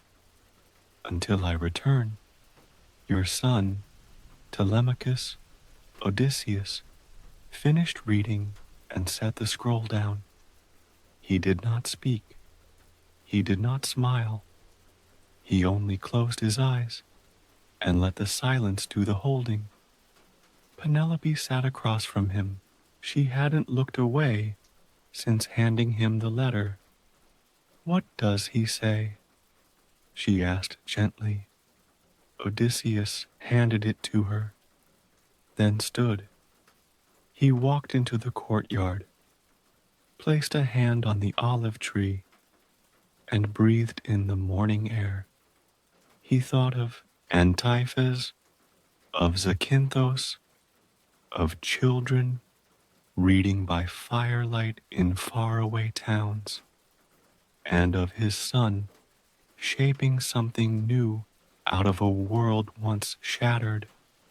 He remained there for a while, hand on the tree, eyes closed, listening not for gods or storms, but for footsteps in distant places. Later that day, he went to his old storage room, the one he'd kept sealed since returning home. Dust clung to the shelves. Crates of old scrolls and armor sat untouched. He found a blank parchment, sat down at the old cedar desk, and began to write. Telemachus, the wind still visits, and the tree still stands. Your mother has made another jar of pears and scolds me for letting them ferment. The bees have returned to the southern garden. I speak to them sometimes. I read your words 3 times, not because I doubted them, but because they walked beside me like an old companion. I do not ask you to come home. Not yet. Ithaca will wait. It always has. Instead, I ask you to listen more, to forget your father's battles, and fight only for what you believe is worth planting. Tell the masons to carve rooms with high ceilings. Truth needs air. Tell the scholars to use more ink than ash. Tell the children they do not need to bleed to be remembered, and tell yourself that you are becoming more than I ever was. With love, Odysseus. He sealed the letter, handed it to the young messenger, and watched as he disappeared down the winding road to the harbor. The next day, he walked to the edge of the island, not to fish, not to search the sea, just to look. The horizon was vast, empty, but not lonely. He sat on a flat rock overlooking the cliffs, listened to the wind, and whispered his son's name into it once, then let it carry, not because he needed to hear it echoed, but because sometimes a father's voice belongs not in the ear, but in the air. The days grew shorter. Sunlight slipped through the clouds at slanted angles, warming the stone halls only briefly before shadows took their place. The wind came more often now, sometimes gentle, sometimes sharp. The sea, once glimmering with laughter, now murmured in deeper tones. Autumn had settled fully across Ithaca, but within the palace, light remained. Odysseus walked slowly these days, not because he was weak, but because he had learned the value of unhurried steps. There was no battle to meet, no ship to chase, no god to answer, only the turning of time, and he intended to feel every part of it. Each morning, he stood beneath the olive tree in the courtyard and watched the sunlight slip through its thinning leaves. The tree, like him, had weathered many seasons. Some branches bore scars. Others had grown in strange directions, but it still reached skyward, patiently, faithfully. One morning, he found a small lantern hanging from one of its lower branches, a gift left by someone in the night. Inside was a note, written in a child's careful script. For the king who walks slower than the wind, but stronger than the sea. Odysseus chuckled. He did not know who left it. He didn't need to. He lit the lantern that evening and placed it on the windowsill outside his chamber. From then on, it stayed lit every night. The servants began leaving other small things beneath the tree: flowers, a seashell, a braided string of horsehair, a piece of woven cloth with stitched olive leaves. He never asked why. He never touched them. He simply noticed, because when people begin to heal, they leave traces of their quiet gratitude in small, beautiful ways. That was how Odysseus began to understand something deeper. Not all legacies are carved in stone. Some are woven in silence. One evening, as the fire crackled low and the stars blinked softly above, Penelope brought him a bowl of soup and a loaf of dark bread. They sat across from each other at a small table just outside their chamber, wrapped in shawls. "You haven't gone to the village in weeks," she said gently. "Ithaca has no need for me now." She tilted her head. "You're wrong. Ithaca breathes easier because of you." "I did what I could," he replied. "Now they live without waiting for my shadow to pass through their doors."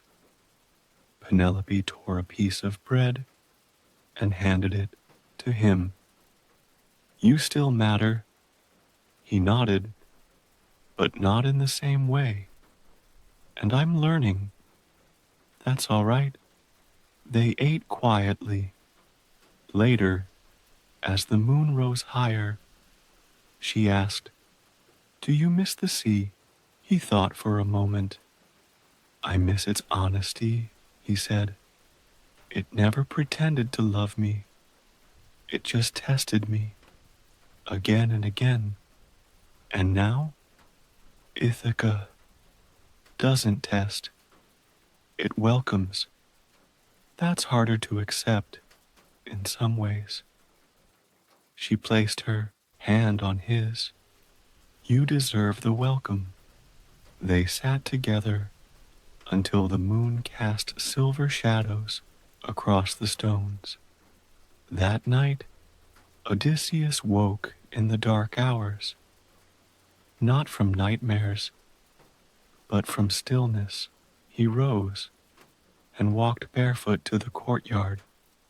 The lantern still glowed. He sat on the bench beneath the olive tree and leaned back, listening to the world. Then, something strange, a voice, not from a god, from the shadows, a soft, hesitant voice of, "Oh, young man, I I hope I'm not disturbing you, my lord." Odysseus turned. A boy stood near the edge of the courtyard, barely 17, holding a scroll close to his chest. "I work in the archive," the boy said. "The one near the west wing." Odysseus nodded. "And you walk the halls by moonlight?" "I couldn't sleep." "And you came here?" The boy stepped closer. "I've read your stories, all of them." Odysseus smiled faintly. "I've lived them. Most of them weren't as glamorous as the scrolls suggest." The boy sat carefully on the edge of the fountain nearby. "I don't want to be a soldier," he said. "I want to write." "Good," Odysseus replied. "The world has too many swords, not enough sentences." The boy exhaled in relief. "Everyone says my father was a hero," he said. but I don't remember him. He died at sea. Odysseus's voice lowered. Then remember him by living. The boy looked down. You carry more than his name, Odysseus said. You carry the choice to live differently. I don't know where to start.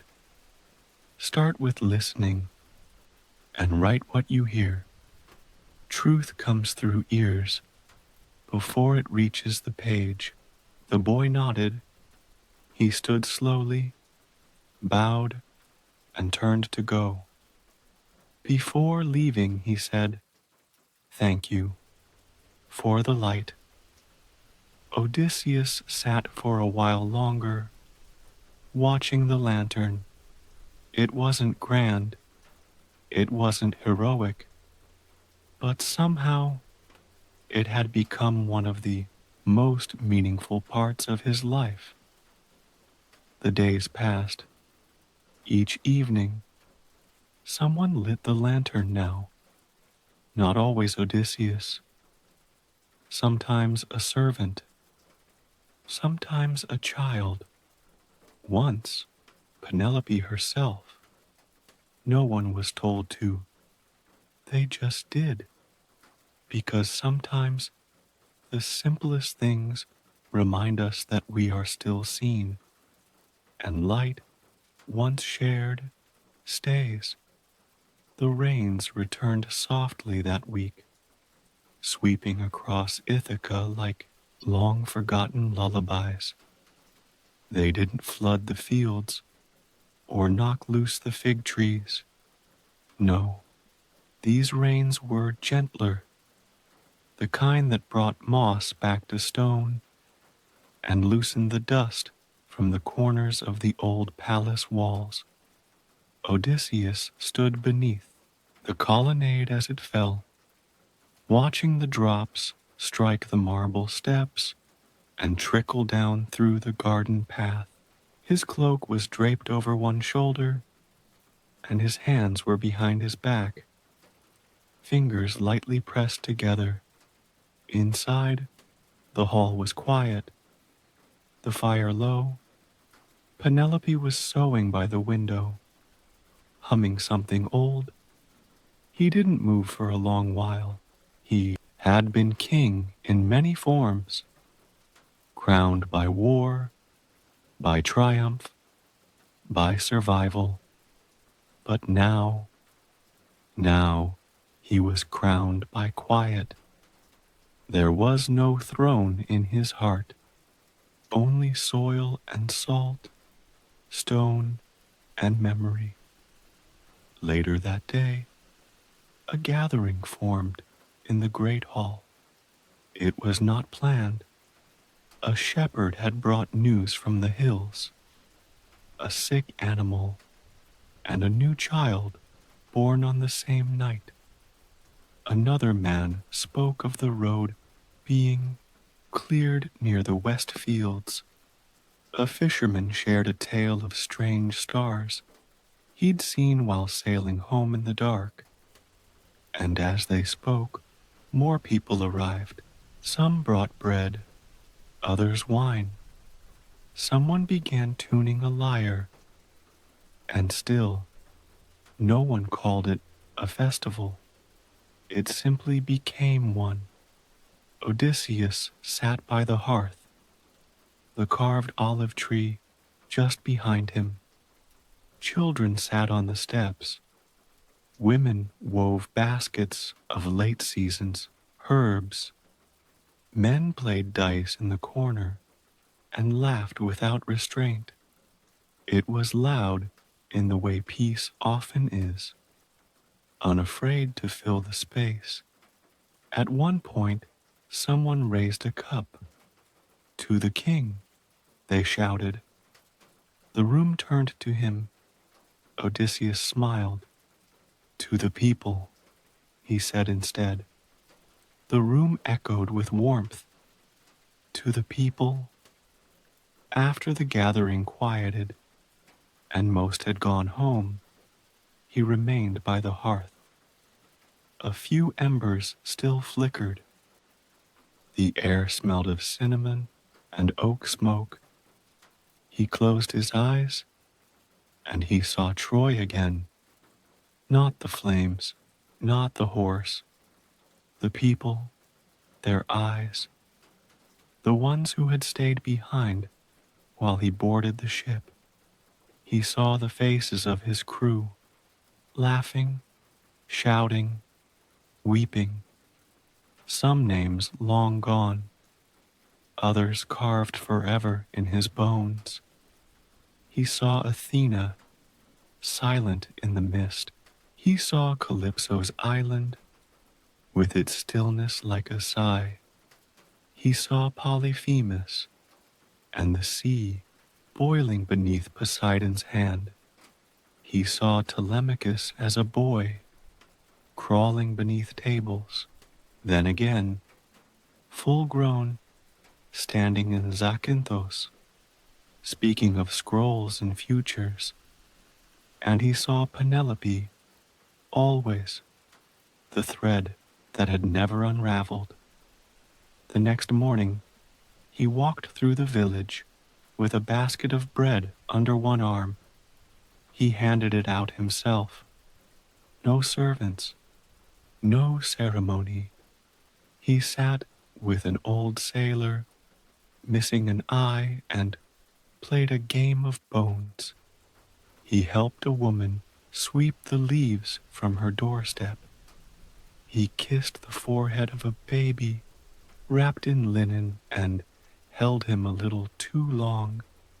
He walked, and the people greeted him simply, not as king, just Odysseus. And that was enough. That evening, Penelope joined him in the courtyard.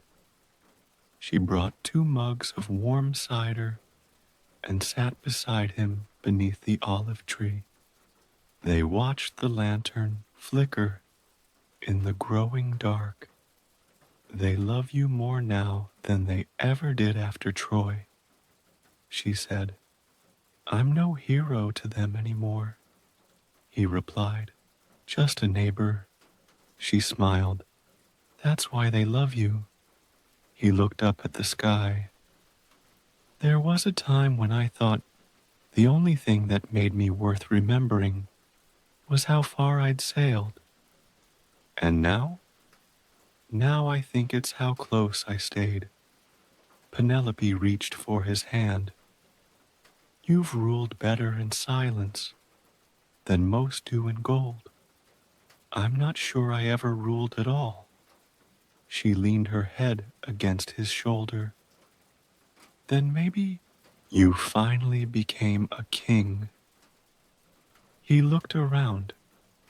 The tree, the stars, the faint smell of the sea.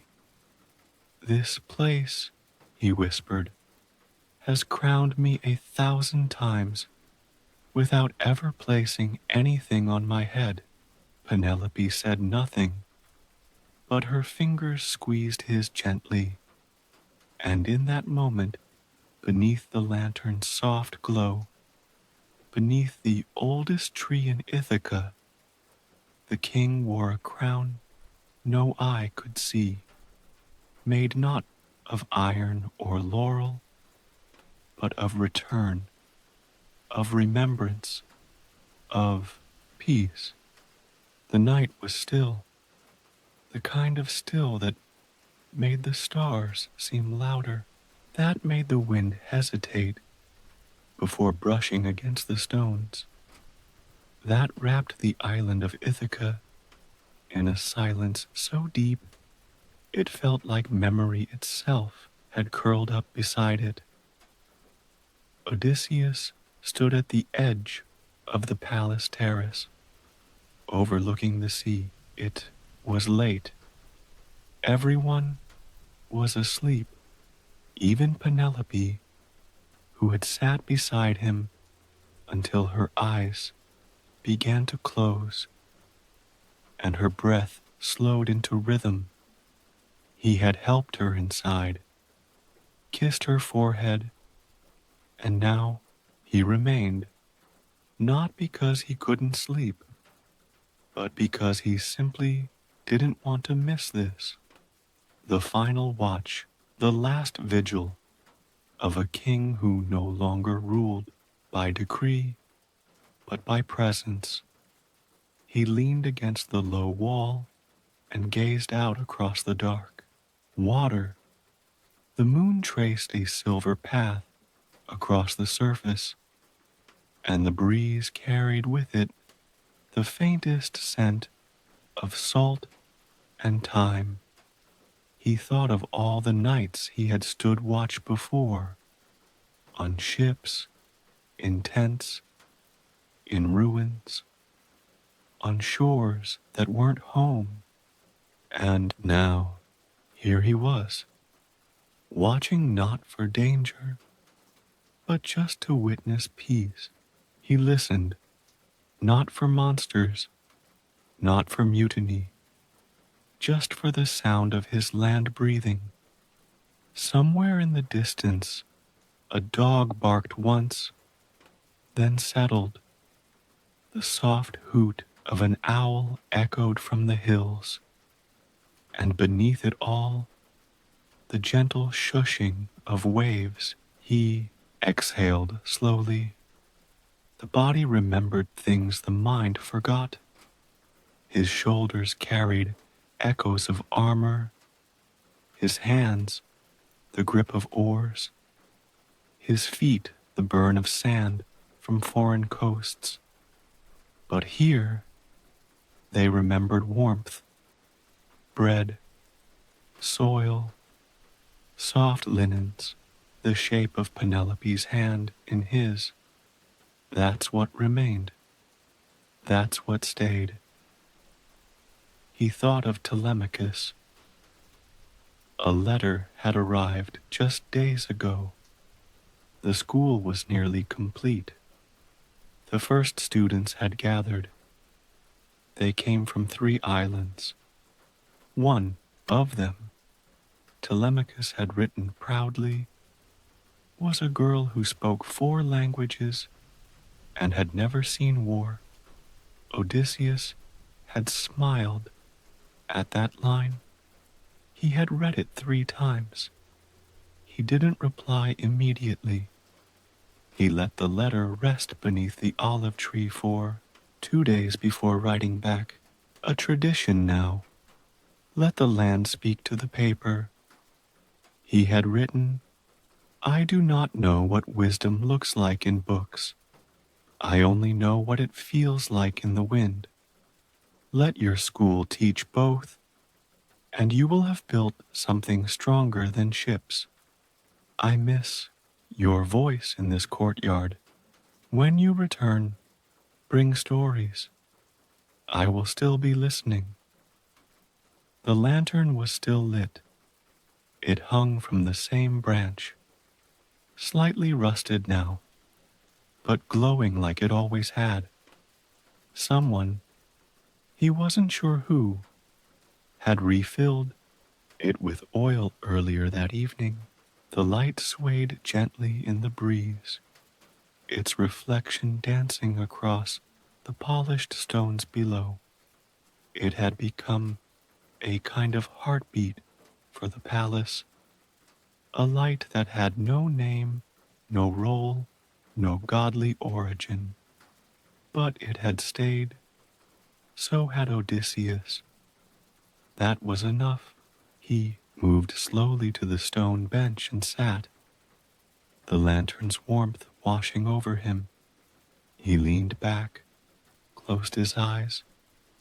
He was no longer waiting for anything. No ships, no wars, no judgments. His journey, the one sung by poets, had ended long ago. But this one, the quiet one, the human one, had lasted far longer. It had no climax, no battles, no gods swooping down, just days made of bread and wind and small voices asking gentle questions. He had lived them all, and he had paid attention. That, he thought, was the only thing a man could offer the world once the fighting was done. Attention. He drifted for a time, not asleep, not awake, just hovering in the soft middle ground of rest. And he dreamed, not of war, not of storms.